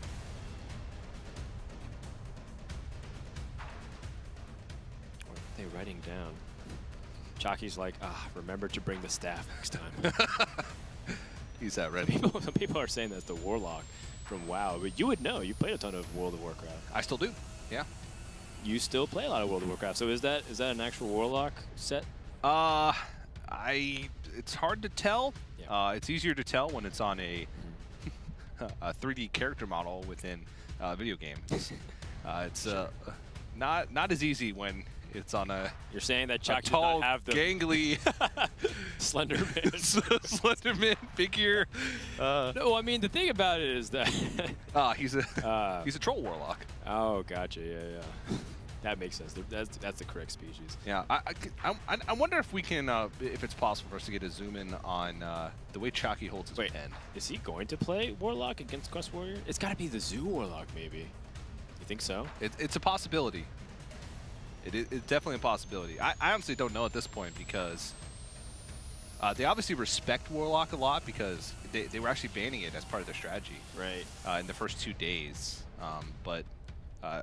They have been mentioning a lot about how one of their practice partners and the guy they rely a lot on for info is Amnesiac. And he recently hit rank 1 legend with a Demon Zoo Warlock deck. So, only time will tell. Maybe he just put on the Warlock robe so that they could play Mage. Your soul shall be mine. Boom. Nope! Knew it. I just had a feeling. It's like you wouldn't put... Look, first of all, we knew Chalky was playing Warlock in general. But you just don't queue Control Warlock against the Quest Warrior. And this would be quite a coming out party for the Zoo Demon Lock that's been tweeted out by Amnesiac and played by a lot of net deckers afterwards. It's actually a very powerful deck. However, we haven't seen it this weekend yet. So this would be, what would it look like with all the new cards from Kobolds and Catacombs? But one thing to... that I can hope doesn't happen is Love You Lots throughout the regular season has been referring to Blood Reaver Gul'dan as Suckman. I really hope that Chalky doesn't take this cosplay literally. What do you mean? I hope he just starts not biting people. Oh. Yeah, but he'd have to go and bite Team Liquid guys, you're saying, right? Like he'd walk over and chomp on them? That's a little weird. Which I'm pretty sure would be automatic disqualification. Yeah. At least a game loss. Because he could see their game screen. He could see their game screen. Yeah. And also because, you know, brutality is not allowed here. That's also right. Yeah. So kind of focusing on this deck here, Malchezaar Zimp and Cobalt Librarian, all really powerful early game plays. So is the Bloodsail Corsair, which weapon destruction does kind of matter against Blood Razor if you want to stop them from being able to use it very effectively for maximum value. Now, the power behind this deck is that it still has the Blood Reaver Gul'dan, at least from what I see from the list, but it doesn't have a lot of those late game demons like Void Lord. Instead, they top out at Bone Mirror. Yeah. They do run Crystal Weaver, probably. Yeah. If this list is similar to what Amnesiac was running on ladder. Right. Which allows them to get synergy with those early demons. And it's just sort of, you know, the Zoo Warlock that started to become a little popular towards the end of Knights of the Frozen Throne with a couple of the cool new tools from Kobolds. But let's go ahead and listen into these teams as we are early on in this game. There's one play. Let's do it. I want Stonehill next turn. Can you do that for me, Show? Yeah. Can you get me a Stonehill? Stonehill would be great. It's a Stonehill. Want? That'd be the best. Yeah, double one. So we hold the coin, yeah, forever. So we go 1-1. Yep. Avast me! I'm in charge. The boss and me. Alright, I free draw. This is important. Arc Reaper, Stonehill, Acolyte. It's fine. It's okay, I guess. Armor.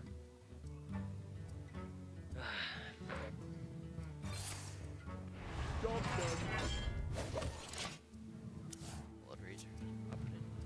I'm gonna play a Dark Reaper. Yeah, 3 mana. Reaper's pretty good against Razor. Which is quite likely their keep. Yep. That or fishes. Far right. Yes. Threaten Direwolf.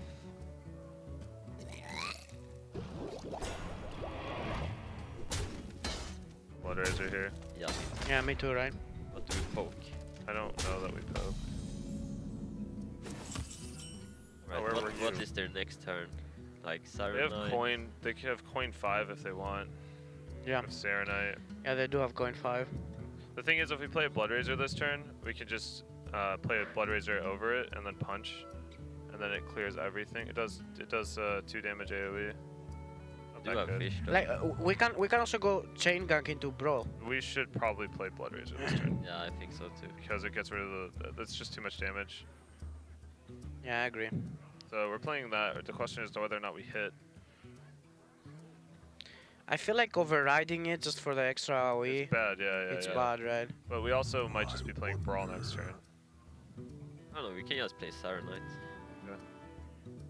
Or Stonehill. Yeah. But the question is, do we poke? I don't think so. I don't think we do. It's just too much extra damage, right? It will stack up real quick. Yeah.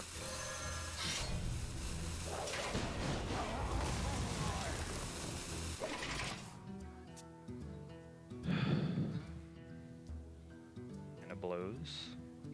Yeah, it's just you ever want a coin here to maintain pressure.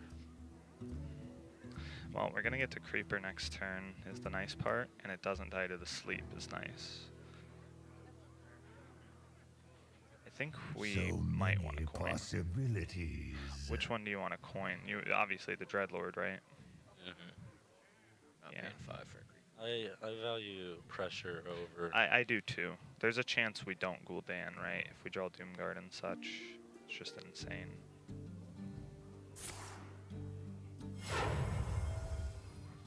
Unleash me. Actually, we can just go with Stonehill or Serenite this turn. You would Doomguard if they had it, right? Serenite into Stonehill Tar. I like Serenite. If he bumps, we have sleep. I like Siren Knight on the first look, so Brawl Yeah, is they just they a don't chance have we good lose. trades with the plebs, Serenite? right? Yeah.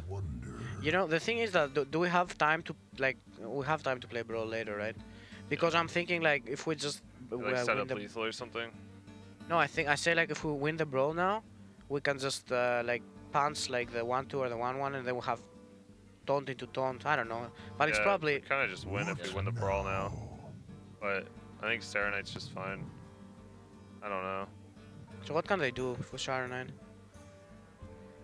Nothing really. They have to bump the 4/5 into it. I think Brawl is fine. I like Brawl. Want a Brawl? Yeah. Yeah, go ahead. We have sleep, so. Yeah. Nice. Punch it. Super important, nice. Teach me. big brawl comes in for Team Liquid as they're able to clear the board. Lovey Lots has more gas now that they have the quarter creeper ready to go. Now, one thing that we kind of pointed out, and you heard the comms, is how Lovey Lots was timing their coin, and they wanted a coin to Blood River Gul'dan, and now they're kind of stuck with an awkward hand where Blood River Gul'dan still might not come out if they're forced to use Soulfire at all during this game, prior to Blood River Gul'dan summoning his battle cry. Yeah, Blood River Gul'dan is a lot of times in a primary win condition this matchup because the Taunt Warrior just has so much removal and you have to trade in so many of your minions that eventually you get down to the point where you have to play it, and the game usually goes that long unless you blow them out early. So also Team Liquid's probably not going to be able to win without the hero power. Right. They're usually not going to get so far ahead on board that Lovey Lots won't have anything to play and they'll be able to, you know, just keep going with taunts. But Trog Gloom Eater is the cheapest taunt that they have. But Giant Mastodon could also be like just a huge taunt wall that gets in the way of stuff. I can see the merits of both. Let's see. What was their quest at? Was it 3? Only 2, I believe. Nope, Yeah. was that 1? Yeah. Now it's at Oh, 2. wow. Okay. Jeez. Wait, So, yeah, they need to pick cheaper taunts. If they were like halfway across, then maybe could they justify playing the Mastodon? Yeah. For some reason, I had thought that they had played the Serenite Chain Gang earlier, but they still had both in their hand, and they had played Brawl instead. But they do draw the Blitzhell Corsair, so they'll be able to get rid of this weapon. It'll still, you know, proc the Whirlwind effect. Right, and now they can use Immortal Coil. Just keep cycling through their deck. Hand is really awkward right now because of these double Soulfires, but... Go. Some more cycle. They just need to get through their deck. So they can draw the Doom Guards and other really powerful cards as well. Although Doom Guard does get a little bit dicey because of the way Blood River Gul'dan's in their hand. Yeah.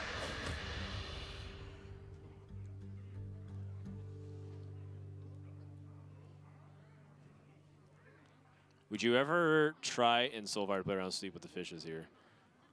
As a 5-4. That's a pretty risky move. Yeah. I don't know. But I mean, at the same time, it feels like Sleep with the Fishes is such a big threat at this point. Let's go ahead and start listening in. Team Liquid is about to stabilize. But then we don't. I guess we don't develop. Next turn we have double Serenade. Yeah, like why do we need sleep, Why right? don't we just sleep here? Yeah, sure. Wait, let's think about it a bit, okay? So what do they do next turn? It's Bone Mirror, and that's really bad. Yeah, right? Bone Mirror destroys us. Yeah, we can't take 7, no. I think we have to We have sleep. to sleep. Yeah. We punch as well, I think. You think so? Yeah, I think so. Because we're playing minions next turn, and then we're damaging our own minions. It's true. Yeah, but like what, what does 2 I guess kill we're, anyway? we're punching the Voidwalker. Yeah, I kind of agree with that. We might not need, but if we're punching the Voidwalker, White Voidwalker, they don't have... well, they might have a Voidwalker next turn or something, right? No. I just feel like the whirlwind effect is. Okay, we can hold the weapon charge. I'm Alright, fine. okay. We're going double Serenade anyway, so it doesn't really Yeah, matter, sure, right? sure. Yeah, Like I we're like gonna be it. able to punch next turn.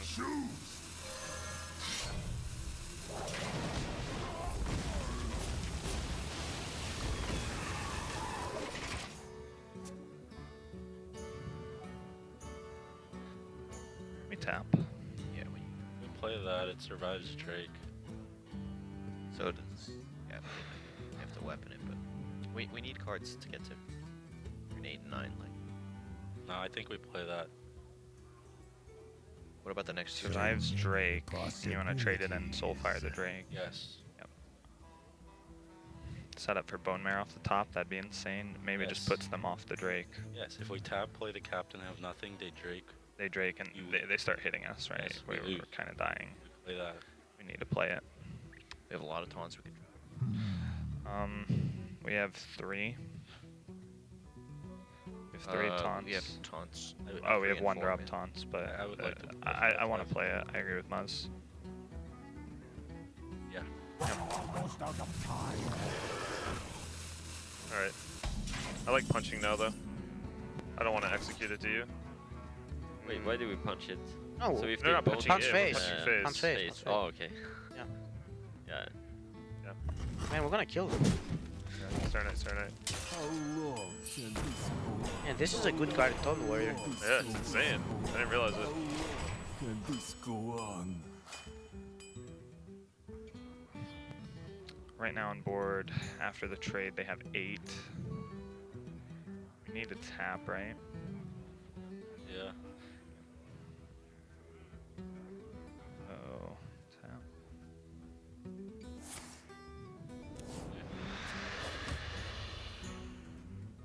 I need to play that. Kind of need to do that, yeah.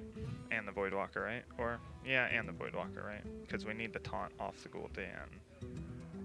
I'm doing it to Right. Voidwalker. I think we do. That's my take. It's a 50-50 on the Gul'dan keep if we do Voidwalker first. If we pitch the Voidwalker, but not the Gul'dan, we're sad, right? Not really. We're at 12, they have 6. They hit us, they play a taunt, I'm dying. Why do you go? Who dares summon me? Captain got pitched and a sword.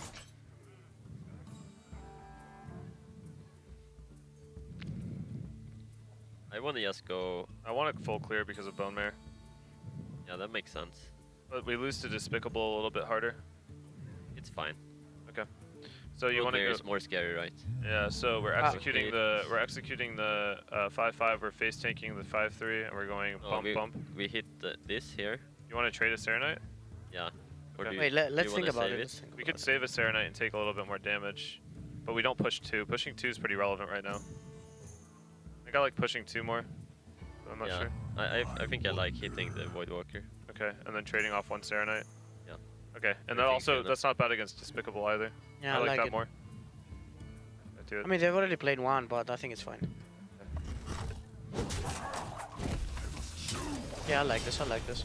Even if the Gul'dan will have Bro and we're like super close to the quest, so we're fine. And it's also 2 turns away.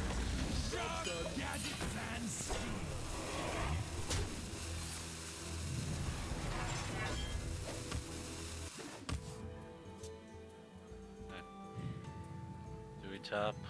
I believe so. I mean, Why? if we don't if tap, they play 2 taunts and they have the mana to Spirit kill us. so you're thinking they might have a cheap Stonehill card, and they play a rat. Sulfuris. Just hit us in the head. They don't even need the RNG. Yeah. Yeah. I think we just captain.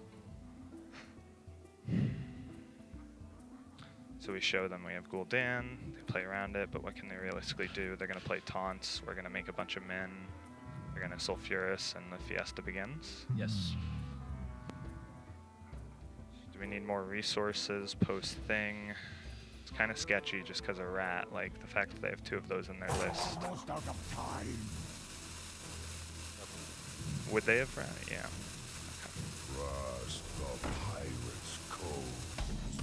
We're coming out to the wire. What's going to happen? Team Liquid picks up kind of a weak card here. The Armor Smith does gain them life, but they can't finish the quest, giving Lovey Lots just a little bit more time. A lot of demons are going to come back, but... This one's going to come down to the wire, I feel. Yeah. It feels like Team Liquid, as long as they can draw a taunt within the next couple of cards, are going to have a little bit of an edge. But as Chalky so eloquently put it, the Fiesta begins. That poisonous taunt is quite annoying. They're also going to give just a ton of armor with this Armor Smith. It's sitting behind, plus Alley Armor Smith. It's going to have to come down to effectively a board bout, and I feel like Team Liquid, with the Brawl in hand, is going to win that one in the long run. Yeah, a lot of demons come back, but the Brawl does... I mean, Team Liquid does not have the quest finish, which is the really big deal. That's close, though. Just one more taunt, and they'll be able to finish the quest. So Close, but they also have a lot of removal spells that can just be dead, and then that gives Warlock some buffer time to gather some resources. The big thing was that Lovey Lots was hedging their bets just in case Team Liquid could finish the quest, but by doing that, they've also given up their ability to have resources for a post-clear refill. Yeah. That's a lot of life being gained, like you said. That's not a quest completion. I think Brawl's going to have to come out here. probably push the 3 damage first and foremost. I don't think they can really wait. Would you? I don't. Oh man, I consider brawling and killing a big minion as well, but that's tough. This is tough to listen. Tough to figure out. Let's listen in to Team Liquid and see what they're talking about. Yeah, I guess we just brawled, right? Yeah, so push the face damage, right? Yeah, I mean the board doesn't really get much better. Yeah. Just the Bone Mare is a little scary. Yeah, just only the Bone Mare. Alright, Armor Smith. Don't like Kit Kat. Do we play Ghoul? No, not first at least. I play it second. He's just gonna bite it. We have 1 more sleep left. If you want it, it's fine. There's no point in playing Ghoul. It just gets bit. We still set up lead. Okay. So how many cards do we We have? Keleseth first. The 2/2 on board. We also only have 8. Yeah, we're gonna need only 1 draw, and we need our guys to be buffed for sure. Yeah, definitely. We have 2 chain gangs in there. That's great. Truth is found. So we're pitching another Soulfire. Go in the middle. Who dares summon me? There's 2 Soulfires gone. That's Kelly. We suck. We have a lot of time.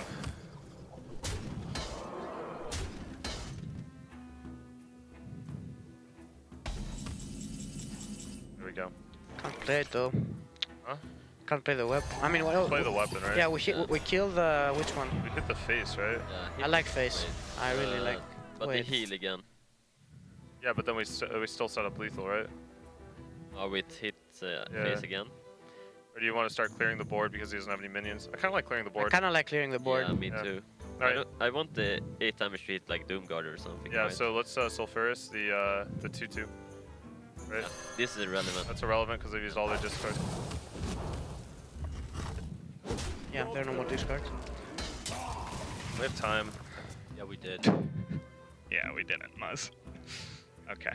So anyway, we're gonna play things. We're gonna double trade Suck It, right? Yeah. Because it can attack. We could turn off the attack, but we have to bust through it, so. Yeah. We're gonna double trade and we're gonna play both, right? My hunger Rolls are gone. It's Sleep with the Fishes, number 2. And like Real Drakes. Yeah. Primordial Drake's still great, yeah. That's most attack, but we don't want the taunts next to each other anyway. Theoretical Garrosh. So with turn 7, we played a top deck. No, stop. I've got the cards. It's fine. 7 was Captain. It's fine, guys.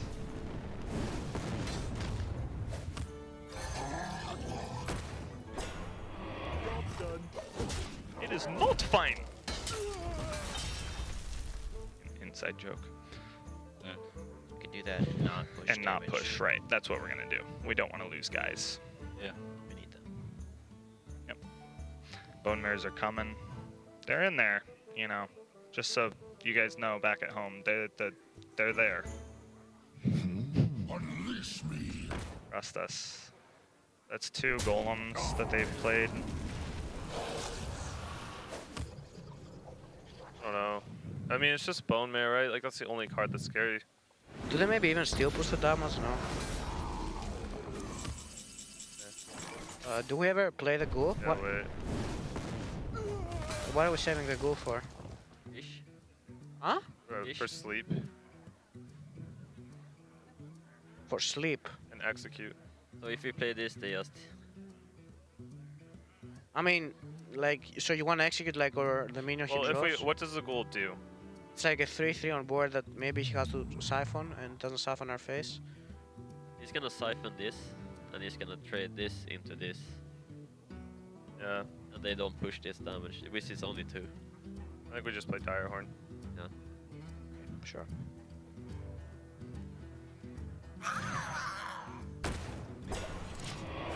So scared of Bone. So they have. Okay. Alright, so do that on Tar Tar. Creeper and hit face. Yep. Let's go.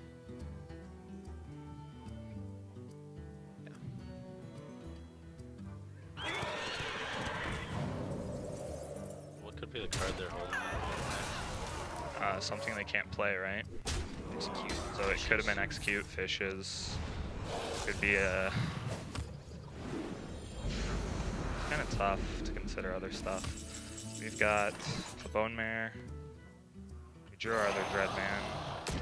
The Chain Gang, Bone Mare, Malcolm, Voidwalker.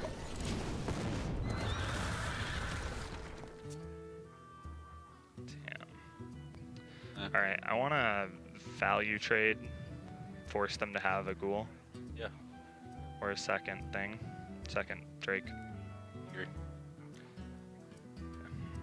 Put this here. You are not the boss of me.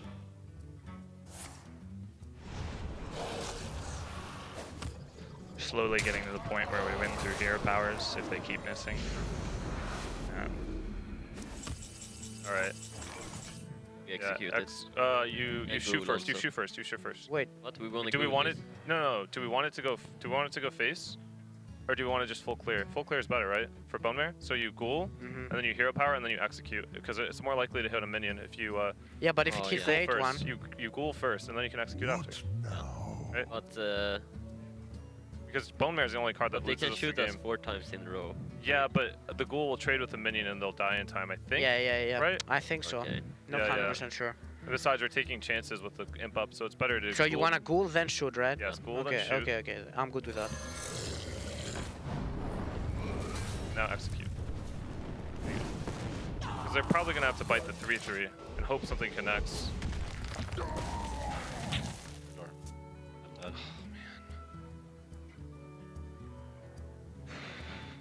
So what do they have? We suck the 3-3, right? Yeah. Yes. Okay. Out of executes, they have 1 ghoul left. They have a sleep. They have 1 Drake. They have a bunch of taunt men. They've got like rats. 2 rats, an armor smith. They have acolytes that are bad.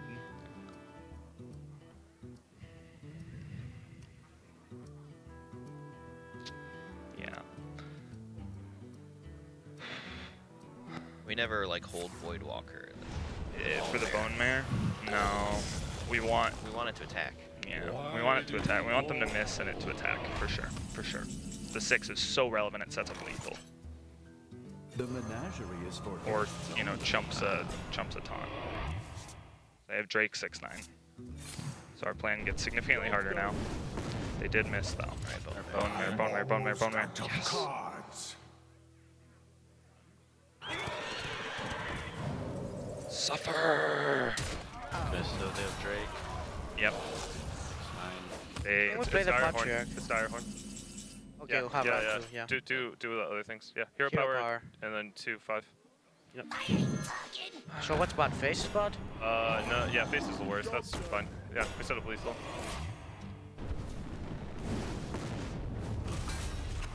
I'm out of cards. So their hand is Drake. We trade the 2-6. Yeah. Do we try to suck face 3? Can we? I think they have so. Smiths still, right? So if we suck the 6-9, it means we get to suck it again, right? Yeah, but then what do we do about the Drake? Yeah. So face 3 times, many right? bloody decisions. Suck face 3 times. They have 2 Smiths still, right? They didn't play any. Yeah. Can't beat They have 1 armor smith and 2 ally armor smith. They have 8 cards. Well, they get 2 draws, right? They get true draws. Well, I think it's suck face. My hunger grows. Not 100%. We get to, if they miss on this, we get to trade and suck it next turn, or we don't need to suck it next turn then, and then we have, well, yeah, it's suck face. Suck face. Now. Face, right? Shoot. Just shoot. There's no discussion about it. Yeah, just shoot. I think we want the taunt or something. I don't know. I mean, don't we hit the taunt first to have a higher chance I to don't know. shoot face? Oh yeah. Give me a second to think. No, I think he's right. I think we'll have to shoot the. I think we'll have to shoot the taunt first to hit the taunt and then hero power. No, Cho's right. We wanna hit the taunt. Like we wanna hit the taunt first with our guy. Yeah, that's what I mean. Yeah, hit the we wanna taunt hit with our face guy. with a hero power, right? Serenite, man, that was the card that did it. Alright. Okay. Lose? Yeah, that's fine. No, This is fine, right? Yeah, we win. We win, I'm pretty sure. Right? Because we trade that, 6 goes there, they take 1, no, we're dead. Trade our guy. Whoa. Oh, that kills us. No. We suck face and pass. Yeah, then they're 1 off. We need an armor card or lethal? Sleep's lethal. Sleep. Oh. I heard them get excited. Yeah. Oh, no, maybe they said no. Maybe they said no.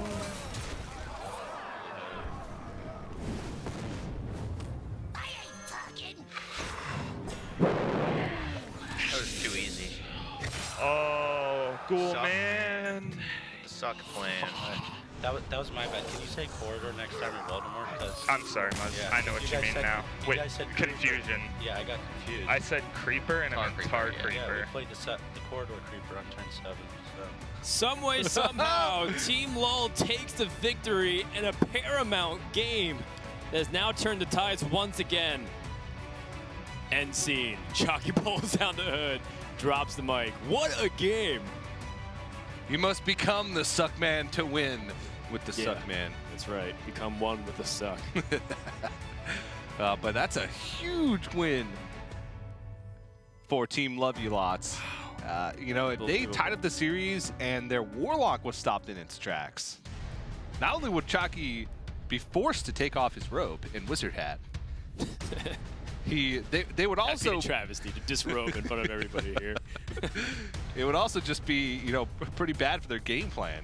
They chose to queue this Warlock into the Taunt Warrior, so that's pretty demoralizing for Team Liquid. Yeah, fantastic game through and through from both ends. You can see, I just wanted to call to attention the pristine play from both Dog and Chalky that game. Chalky, of course, understands the deck very well, understood the outs that they play to, and Dog, of course, trying to play for probability the best case scenario a lot of times and causing people to think, or causing the team to think multiple layers over of how different kind of outcomes. But the big important moment was not losing Gul'dan. Motion! And this was a call that Chalky made. Remember the life that they're able to gain through this Voidwalker if they lost that? They survived by 2 HP. Yeah. If they were not able to squeeze that Voidwalker in, they could have died. If they tried to sort of, you know, hedge their bets against that, I don't know. It's true. Like every little thing mattered in that game, and it comes down to 1 or 2 hit points. A lot of things could have swayed the outcome. Now, of course, it's not only about that moment. There's a lot of small things that had to go both ways in order to lead to that exact result. But now, Team LUL is back in the driver's seat commandingly, because with that upset victory, Team Liquid could have been the one favorite to win the series. Yeah, it's all about what to suck and when to suck it. And again, Twitch vote in the chat. Vote with your hearts, not with your minds. With your fingers, primarily. Don't vote literally with your hearts. Now, Team Liquid has the Paladin, the Shaman, and the Mage. What are they going to strike back with, you think? I don't know. Probably Shaman. I think that may have the best chance. Zoo Warlock swarms very early. I don't know if Mage is going to be able to get there. Though, the Mage decks of new pack a lot of burn, and Warlock damages itself quite heavily. Oh, especially with the new cards, Vulgar Homunculus, which I don't think they ran, actually. Monkeyless? Vulgar Homunculus? Oh, I don't know. I thought you were talking about the They're monkeyless, Dan. Yeah, I thought you said there's a lack of monkeys in their deck list, and I'm like, well, isn't that a good thing? I mean, this vote is overwhelmingly in favor of Team Love You Lots, but we can probably take about 100 votes off their grand total as we're catching the lulls in chat. Yeah. But once the lull net is filtered through, they still have an overwhelming lead in the Twitch vote. It's a stacked advantage. Rigged, if you ask me. Team Liquid can answer with Shaman. They can also try to see how good their mage is. You know, a lot of people are talking about how powerful mage is in the meta, and it couldn't really be stopped yesterday. So there's always that default option. But man, was that quite an exhilarating finish to what was a very long game. I didn't expect it to be that long. I thought Warrior would either blow out or get blown out. Yeah, that type of matchup usually doesn't go that long because a lot of times, like you mentioned, the Zoo Warlock gets on board early, no brawls drawn, they win. Or Taunt Warrior, exactly as we saw in the previous game with Paladin, they just make this big wall, and you can never get through it. So curious to see what they're going to use. Fino is the pilot, and I believe Fino had Shaman as part of his lineup, and that's exactly what it's going to be. So Zoo Warlock for Love You Lots once again, and Team Liquid putting their faith in the elements. That's right. Unstable Evolution, of course, being one of the really cool new tools to use for Shaman, able to time it the exact moment you need, but also in pinch scenarios where maybe you just need to evolve a Corridor Creeper as like a Hail Mary scenario if you can get it for 0 mana. And the Jade Claws and the Firefly is like the really big thing. Team Liquid lands their early game plays, and Shaman is so dependent on that. Otherwise, they'll have to fight from a big deficit, and that's not what the class is good at. Oh, that's a Kel'Seth in the opening hand. And we've seen a couple of Kel'Seth games today that just end up making the game almost like a default win. Sure, yeah. I'm not sure how good Zoo is at landing the default win, but I do know that as a deck that has access to life tap, it does end up stacking the advantage. So the longer the game goes, assuming life total doesn't matter, it's going to strongly favor the Warlock because of that Kel'Seth draw. Yeah, and both teams have Corridor Creeper in the opening hand, so you can cancel those out. You are not the boss of me. Not 1-1. I think Shaman is one of the classes that can utilize it the best, to be honest. They can play it for free and then evolve it potentially even out sometimes after a value trade. Yeah, Shaman's really powerful to swing with tempo. You saw their ability to utilize Sting from below in the previous metas, and Corridor Creeper just adds to that. Play all of the free 0 mana 5/5s. It just seems like that's just the thing, right? 0 mana 5/5s. There's Cabal Crystal Runner. There's it is the new 4 mana 7/7. There's Corridor Creeper. There's also like the if you think about it, Ink Master Solia is just like a free 5/5. Yeah. In a sense, you know, it depends on what spell you use after it. You know. Right. But Arcane Tyrant as well. It's a 4/4. It's a 5/5 in Spirit. Has 5/5 after you've Kel'Seth. Yeah, it is. You're right. That's seeing play in Druid primarily, I believe. It's great to follow up with Ultimate Infestation because you're drawing so many of your cards that it's like, wow, cool. Drew a 4/4 that I can play for free. Love you lots with the bump in case that the J Claws does come out and they eliminate Kel'Seth. But looks like Team Liquid's going to favor that anyways. And trading over the Malkazar thing. Oh, stopping the Flame Tongue as well, which is really important. Ooh.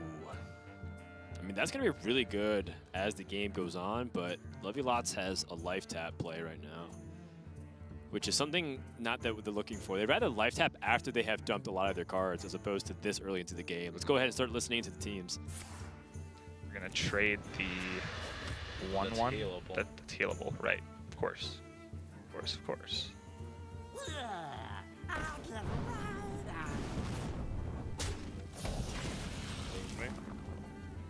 Trade. You can coin it. No, we can play it for free. Yeah. Play it for free.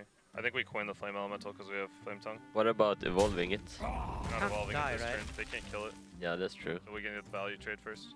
Don't play it for free though. It's for free. It's 2. Or not for free, it's 2. Yeah, okay. I kind of like coin Flame Elemental.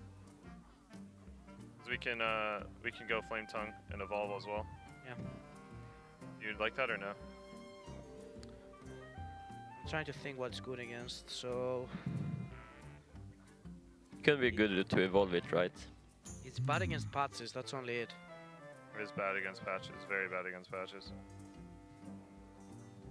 But they would have played Patches that turn unless they have Captain. If they play a Patches card, we can Corridor Creeper trade. I'm concerned that they have a Corridor Creeper. So you wanna coin it? It's up to you. We can save the coin for, I think holding coin is fine.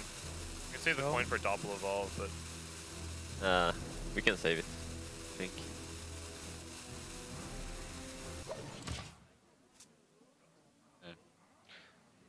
We want to play the 6/6 one. What if we make a big Tar Tar Creeper? Creeper? It is a 4/6, which means Dreadlord. it does line up into the Dreadlord. The thing I don't like about that is they're most likely to evolve their guy, right? But the payoff is huge because of We're not free. killing our Tar Creeper. What do you mean? They need 1 extra damage. Yeah. And then they evolve their guy, and it's a huge guy, They have and an we're extra off. guy. So they have 2 portals, a Jade Claws. Yeah, they have tons of just flame 2 flame tongues. tongues. It's 5. So if we 6, they don't get the VT is what I'm thinking. If we play a 6/6, Outside of holding the creepers. This one's never 0 next turn, right? 3 things can't die when we Dreadlord. This maybe doesn't. This probably doesn't die. Well, this doesn't die. Our Tar Creeper probably doesn't die. I like 6/6. I think we need to.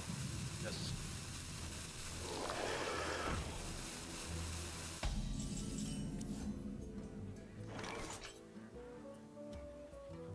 This is a hard turn. I think I want to evolve it, man. Yeah, me too. You want to evolve it? Yeah. There you go for it. Punch face. Oh, wait, hold on. Okay, yeah, go ahead. Making sure there's no H-Up is like split play. super good. You want to keep evolving?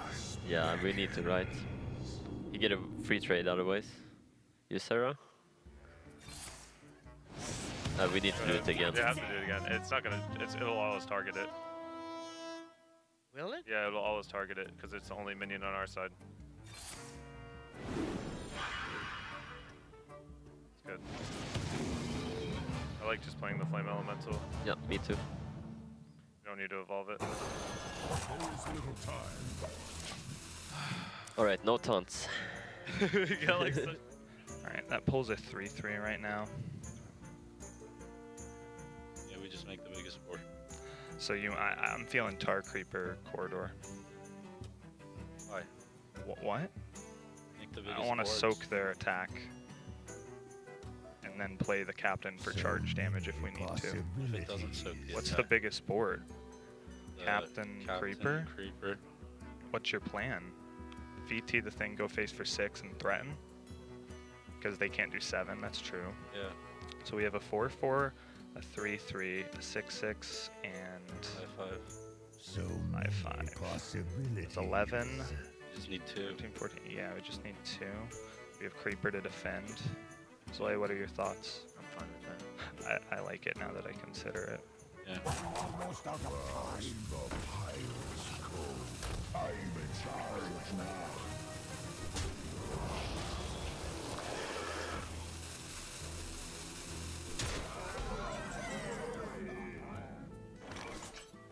You need 2 damage, Doomguard or Soulfire. We have to trade. Don't we? I mean, do we win if we trade ever? We're gonna be in the same spot next turn. Well, we developed the Doppel, right? So they have to trade. Yeah. I wonder.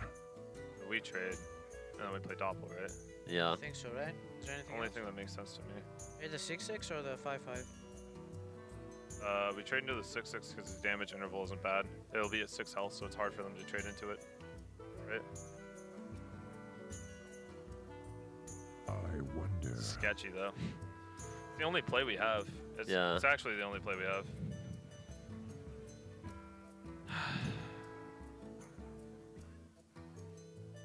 Let's do this, right? Yeah. I don't see anything else. There is little time. Get them, boys. Ceiling toward It's not lethal because they killed our stuff. So I want to trade, right? Like trade a lot and Dreadlord, kill stuff. We leave up 1 guy at a 2/1. Hold on. Yeah, I'm holding on. Maybe it's go on. Get Doomguard and all 6 and clear the whole And clear. Ooh, that's really good actually. That's really good. Good spot. board. Yeah, Hold we on, let's consider 100% we do that. Let's consider another thing. But Go face with the Doomguard. wonder. Need 7. Okay, let's see what the Doomguard discards. We want to do it. Who dares summon Well, that's our damage card, which makes going face appetizing. You need 7. You want to die to Bloodlust? What do you mean? We're trading. Okay. What do you think here, Zoe? They get a VT is my issue, and then they can evolve it to an 8/8. I'm gonna trade. We have a bone there. Like they need to take us off board exactly with like Law's portal lightning. or lightning. Yeah, that's what I meant. And it's hiding. Isn't Prowlfin better? have more minutes? Like, do we care to have more minutes? Yeah, because we have Flame Tongue. Tonight, Might get patches here, so wait. terrible tragedy. More patches. Probably that side, yeah.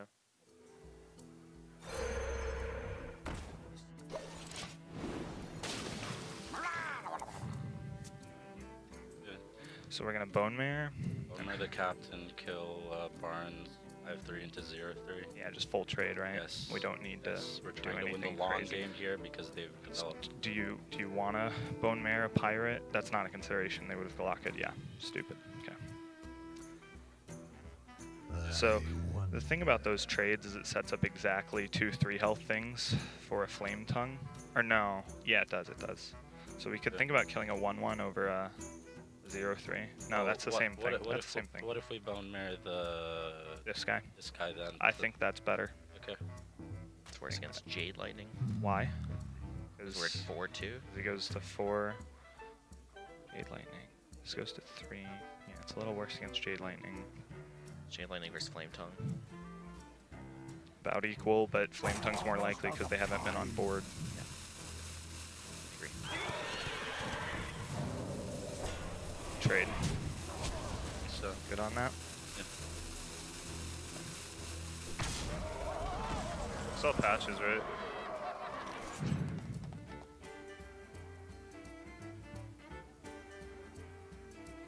Two, 3. We can coin totem if you want. This happens when the trades Yeah, that happen. happens when the trades happen. Playing the mana tide no matter what. Right? We have to. Yeah. Sure. We coin out our thing. Man. Actually, if they Worst didn't have draw. Bone Mare, then maybe we would. We were fine. Yeah. The other ones are just Play enemies. that. Yep. Draw. So play it straight up. So good with Oh yeah. Whoa. Wow. We play stuff Yeah. and we full trade. The trades. We're gonna not VT, right? Or Maybe are a we? 1 health guy. Play the Actually, stuff and then look at wait. it. We can Doomguard into the 7/5. That's exactly what I was saying. Portal sucks. They need spell damage and it doesn't clear much Use either. the most minions alive. So the spell damage is bad either way Yeah. for us.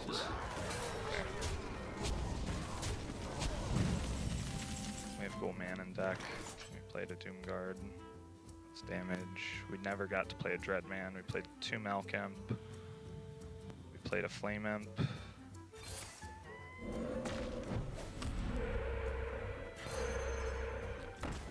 Let's go, let's go, let's go. 7, 10, 14. Sick.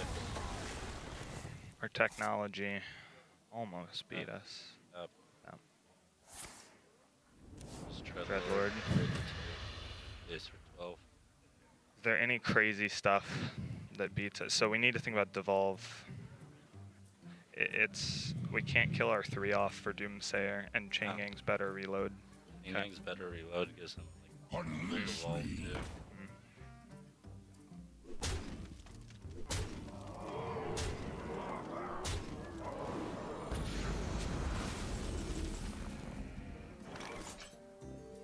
You win this one. Baby. 5-2. Cross that one off quick. Yeah, isn't it Like fun? this. Seth was pretty important to Match point for Team Love You Lots here at the Trinity Series Grand Finals. Another win with Do Warlock, and this is continuing the trend of what Love You Lots has been able to do. Essentially sweeping series with just 2 classes, and they did lose 2 games in this series, but that brings their total losses of the entire final to just 4. Yeah. They're dominating still. Yeah, they're right now 17 and 4 throughout the tournament. Yeah. Extremely dominant performance from Team Love You Lots, and you don't really see it that often in Hearthstone, but after a set releases is when you can start seeing a huge separation between some players. Not that in the instance where Team LUL is, as players, better than Team Liquid per se, because there's always a bunch of relativity thing, but in terms of how good are their decks, could there be a big separation? And it feels like that is the case all throughout the weekend. Now that we're talking about the Zoo Warlock and how it's a deck that performed very well on ladder, even with one of the highest performing American players in Amnesiac. And now we're at the doorstep. Like you said, it's match point, but it's also tournament point. If they're able to win a single game of the course of the next 4, Team LUL will go home, the victors, and $75,000 richer. That's right. It just seems like they're working as like a well-oiled machine right now. They're keeping track of cards well. They're pinpointing, you know, all the possibilities of every single turn, and it just feels like, you know, they're not unbeatable at this point. It's hard to find a way where Team Liquid can get any more favorable matchups from this point. They're going to have to go in effectively expecting the worst, but sort of with the confidence to win. And it comes down to potentially the one deck that could do it all for them, Team Liquid with the Mage deck. And what happened yesterday with this Mage deck is they fell behind in the series and were able to come back and win from a 4-1 deficit, a 3-game deficit just like they are now, and win out. So it's possible. And with the turn 1 Mana Worm, it's even more possible. That's right. You saw the chat poll. Overwhelming odds. It's over 85% is voting for Team LUL. There's a few loyal Liquid fans. And, I mean, they are the 2 fan-favorite teams out of the finalists here. Team LUL, of course, playing a lot for the people, even naming themselves after popular meme, emoticon, and Twitch chat. And Team Liquid, of course, has 2 popular Hearthstone streamers in Dog and Show. Wow. And that is a Prince Keleseth draw for Team LUL. And with a Bloodsail Corsair in hand to draw patches. Not only that, but just the hand beyond that is a nice supporting cast to this great opening hand with 4-1 drops.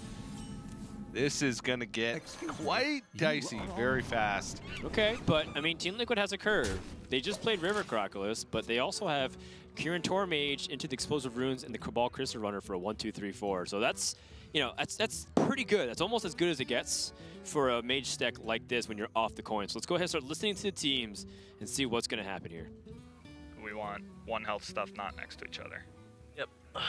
Kept the Valet and 1 other card. It's going to be a 3, right? It's going to be a playable 3. The 1 health stuff goes far away. Why do you call? Got the far left card is a keep. The Creeper's buffed. We need to remember Keleseth buff. This could be a secret, it could be a Kirin Tor. Yeah, they were hoping they hit a secret or an Arcanaught. They thought this is a good hand. It's alright. So counterspell doesn't matter. Runes matters. Entity matters. I want to play a small thing as my instinct. Yeah, we want board. I don't want to cop. I don't want to give them an entity creeper. That's for sure. Okay, so we play the. I want to blow up an imp. Yes. Whoa. Not the flame imp? No, that one's bigger. That one attacks. We're killing them. They're secret mage. Their only win con is a Lunith and a blocks and freezes. Punch them so they're dead, Zilli. Punch them so they're dead. You are not the boss of me. Yep. Also saves us a health. So, positioning meteor. Glyph into cone first. Yeah, glyph into cone. So well, we're gonna trade. We're gonna make trades. Are we trading board? Whole board? No, we're trading 1 health. No, I think we can trade whole board, right? I It's like, just fine. I like trading We 1 get a health. 1/1. No, I like trading 1 health into the 4/3s and going face with the other ones. If he goes valet ping, then we just push more damage. He can't valet ping. No, I'm saying valet okay. into the 1/3 ping. Then we have a 2/4 value trade. It just pushes more damage overall. Okay. Push 2. Yeah, I don't like it. I want to push 2 when I'm gonna he's at 30. veto. Yeah. Nah. 4 trades. I'm gonna veto. I don't like it. Sorry. I love you, Muzz. Damn, this guy. Looks good. Feels good. I'm doing it. I'm late. I'm late. This is not really one. Play this. Face. Yep. Think about the 1/1 VTing. It doesn't make much sense to me. We start thinking about Meteor now a little. We place bad stuff next to bad stuff. This goes far end. Okay. Stuff. So stuff. This goes face. This goes face. This goes face. Yeah. There's no point for the 1. Okay. Imp. They played 4. 5/5 girl.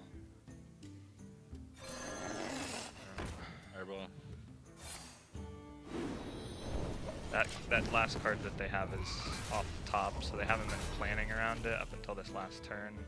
We do that, and we take some really nice stuff. Worm living? Far right. Far right. We value trade. We VT and trade in our flame. Yeah. Unleash me.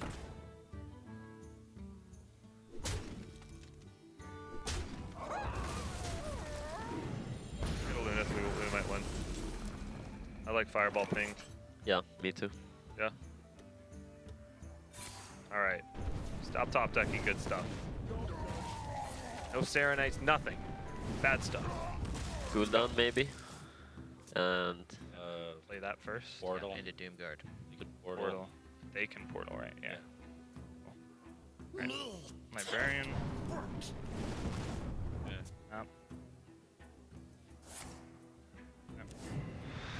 Seeing a plan here. Oh, mouse just went wild. It's exciting sometimes. That's not a good top deck. That's not a top deck. In Meteor, but I think Tome is probably more likely. Like we need Kabbalah's Tome. Yeah, right? Well, this is not enough, so I need we'll this. big lift, Yeah. Yeah. Can't play the weapon, which kinda sucks, but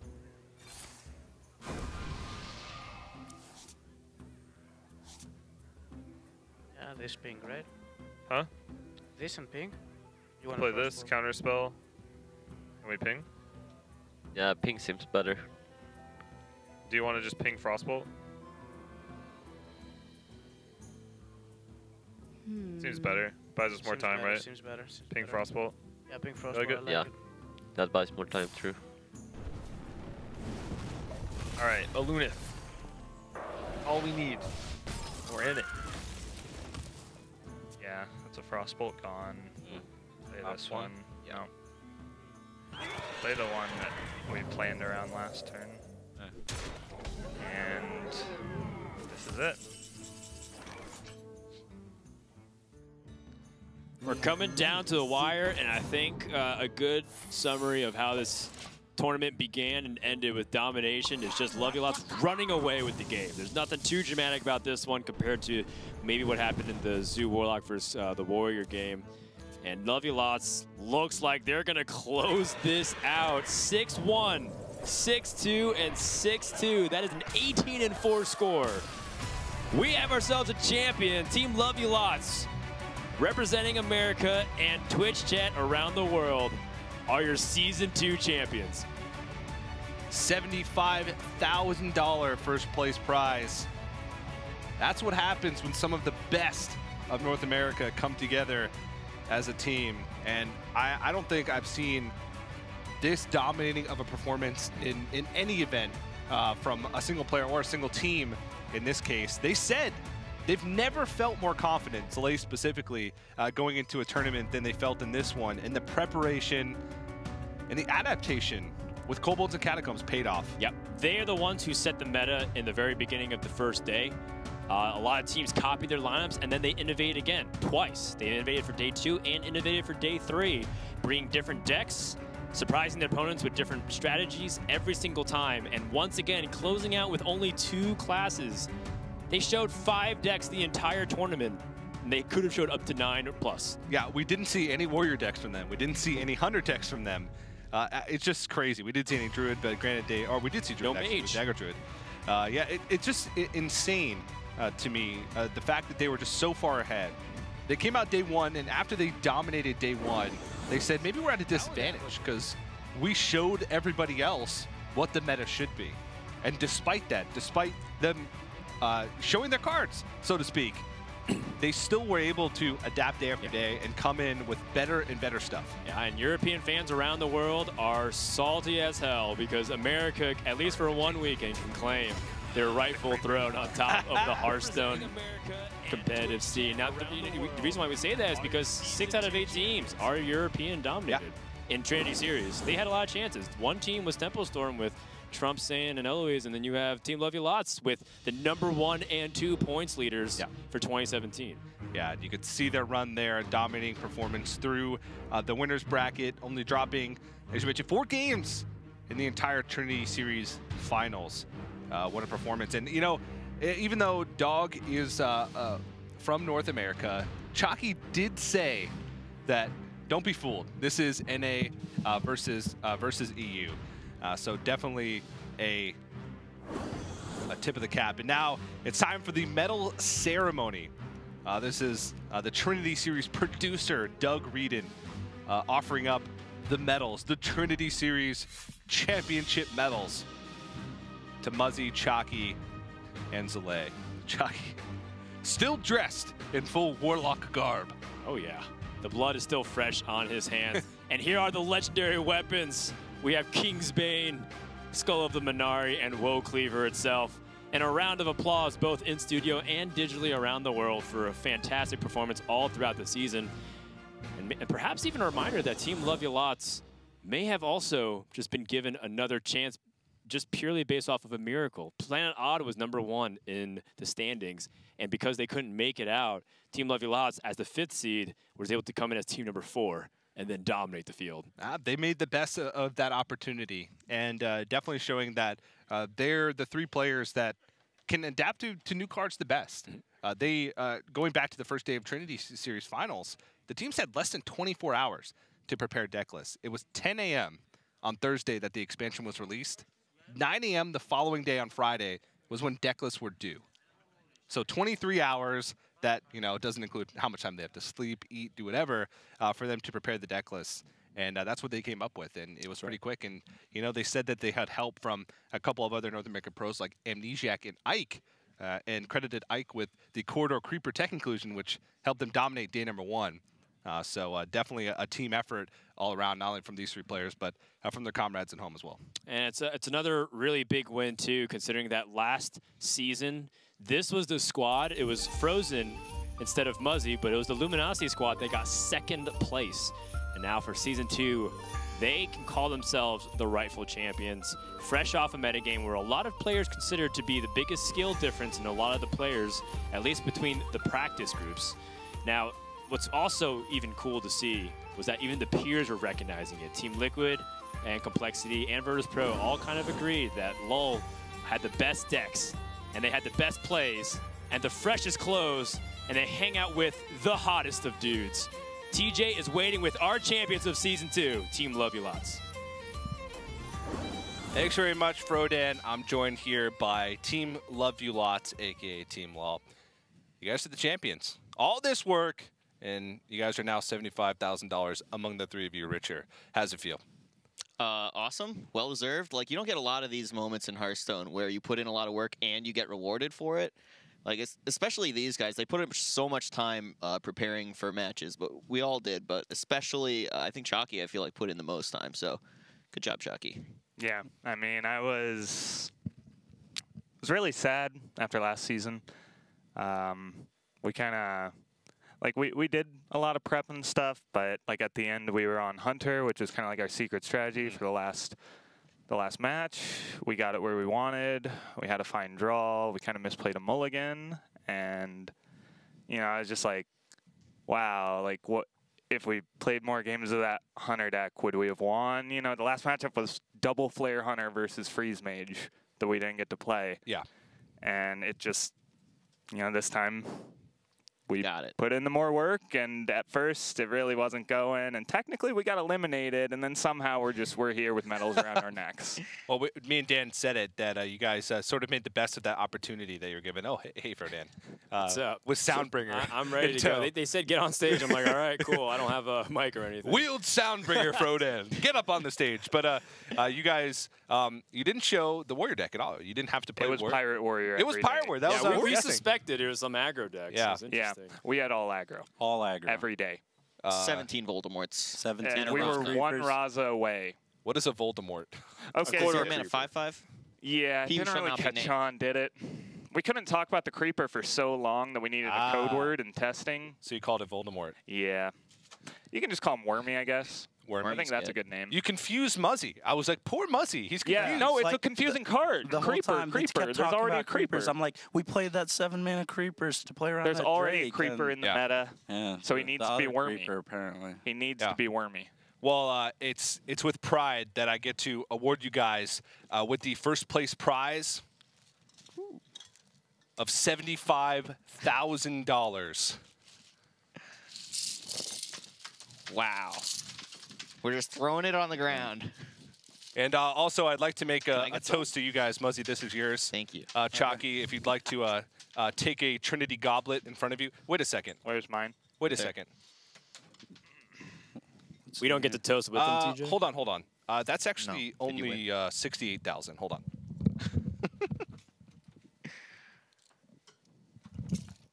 There we go. All right, there we go. That's 75,000. Congratulations, guys. Cheers. Big congratulations to you. Trinity Series champions for Season 2. Team love you lots. I don't even know what that is, but you can take a sip if you'd like. Apple juice? Sure. That's what it is. Apple juice. It's special Trinity Series juice. But just a few more questions for you guys as we wrap things up. Would you like to do this again? Yes. No, yes, I would. Okay, just this exact moment? Yeah, especially the part where you pay us in what is $75,000. Pure gold coins and gems. But no, pure. The fact that you guys had a less than a day turnaround to play in a tournament this high stakes, would you like to see more of that? Would you do that again, or would you rather have more time? It was exhausting, and it was fun, but like you know, you kind of go insane. Like last night, I mean, we prepped from the moment the second match ended. We were just looking at VP, Liquid, their strats, all that. Like I think we were up at like 1 a.m. and Soleil just like. Soleil had been telling me for a while I was kind of stupid, and then he's like, "You're stupid, go to bed." We were just saying nonsense. We tested a game of Quest Druid, TJ. This guy, he was, Zalay and I, we were kind of chilling in the hotel room. Well, Muzzy went insane, too. Muzzy went insane first, then me. Zalay's the voice of reason. I wasn't insane. I was just... He was saying Brable for about 2 hours. Yeah. We put in so much time, and it was really hard, but obviously we feel so rewarded for it. It was a lot of fun. I want to jump in here. It was incredible. I stopped streaming like 3 days early. Like I stream every day pretty much, and I was like, okay, this tournament is going to reward hard work and preparation more than any other tournament I've ever played in. Like it's a lot of money. There's very little time. The skill edge we gain from putting in preparation and work is huge. So as soon as the set was revealed, I was done streaming. I was done talking publicly about new cards, and we just put it. I put in more work than I had for the preseason, and you know, it paid off for us. You know. Yeah, and shout out to Amnesiac and Ike for being the last-minute help. We figured it'd be better to have lots of people running games, so thanks to them. It's a real NA team effort, right? Woo! America won today. Yeah. That's right. And Dan, before we wrap things up, do you have any final words or questions that you'd like to ask Team Love You Lots? No, I was just going to ask, like, well, I guess one thing I did want to ask was kind of like the dynamic, because I know last season you guys played with Frozen, this season you're playing with Muzzy, and it seemed like you guys still kept up that dynamic and banter really well. So just, I guess this is an opportunity for you guys to kind of praise within each other and kind of talk about what happens behind the scenes to the public, because a lot of people might listen to Chalky dominating comms or might listen to like you guys making jokes, but what really happens and like what's the value of each member being contributed to the team? Well, these guys are like two of the best decision makers in game I've ever played with, Muzzy and Chalky. So that's awesome. And Chalky puts in like the most work, like on spreadsheets when we're preparing for matches. And I feel like the dynamic, the interaction between me and Chalky when we're preparing is really excellent. Like you keep me focused. I tell him to stop being stupid sometimes, and he needs that. Like we all do. You know, we spent probably 12, 13 hours yesterday poring over all these different options, and at the end of the day, I think we changed. We put Keleseth and Zoo. That's the one thing we changed, and it worked, right? So it's like we're happy, but a lot of the hours were wasted, you know. But there's a reason why we waste them. Gotcha. Do you guys feel like this is also a big win? Because I think a lot of people like to talk about Europe and how great European players are, and now you guys kind of come out here, you know, half serious, but also half jokingly with the America Pride and the Warlock cosplay, which was fantastic. So your showmanship is off the charts, showing us that America's #1, right? We did a good job of rallying as a team. I don't know how many like Europeans were helping the other teams, but like we had like 5 of the best American players collaborating here. You know? We got #1 in points, #2 in points. I'm like number 60 or something. Don't worry about that. #1 behind the scenes. Yeah. We had some good play. Amnesiac was #4 maybe, and Ike is kind of, you know, new onto the scene, but obviously really, really good. Fantastic, fantastic. All right, well, again, over, TJ. a big congratulations. I know it's over. The season is done. Bittersweet that we have a champion, but the season is done. So a quick round of applause from me and Dan. And you give yourselves a round of applause. His rope can't hold all the coins. It just keeps leaking. It keeps falling on the stage. Yeah, but... Hey, guys. You guys are the best. Yeah. Congratulations. Good job, guys. Sentimental moment. And, of course, we'd like to give a big shout-out to the sponsors that made this all possible. Intel, ESL for putting it on, and, of course, Twitch. It would not be possible without all of that. And, of course, we'd like to give a big thanks to you, the viewer at home. If you watched a minute or if you watched every minute of the entire season of Season 2 of Trinity Series, we appreciate you. But that's going to do it from all of us here at ESL. Thank you very much for watching, and be safe in those catacombs.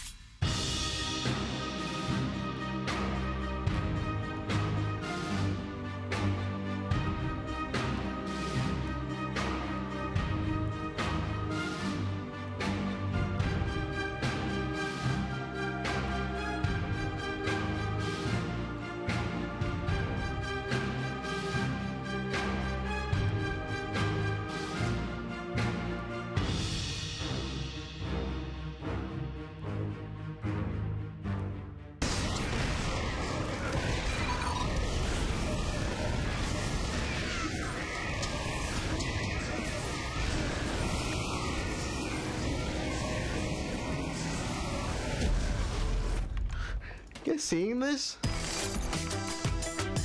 Game, record, and stream without compromise. Only on Intel Core i7.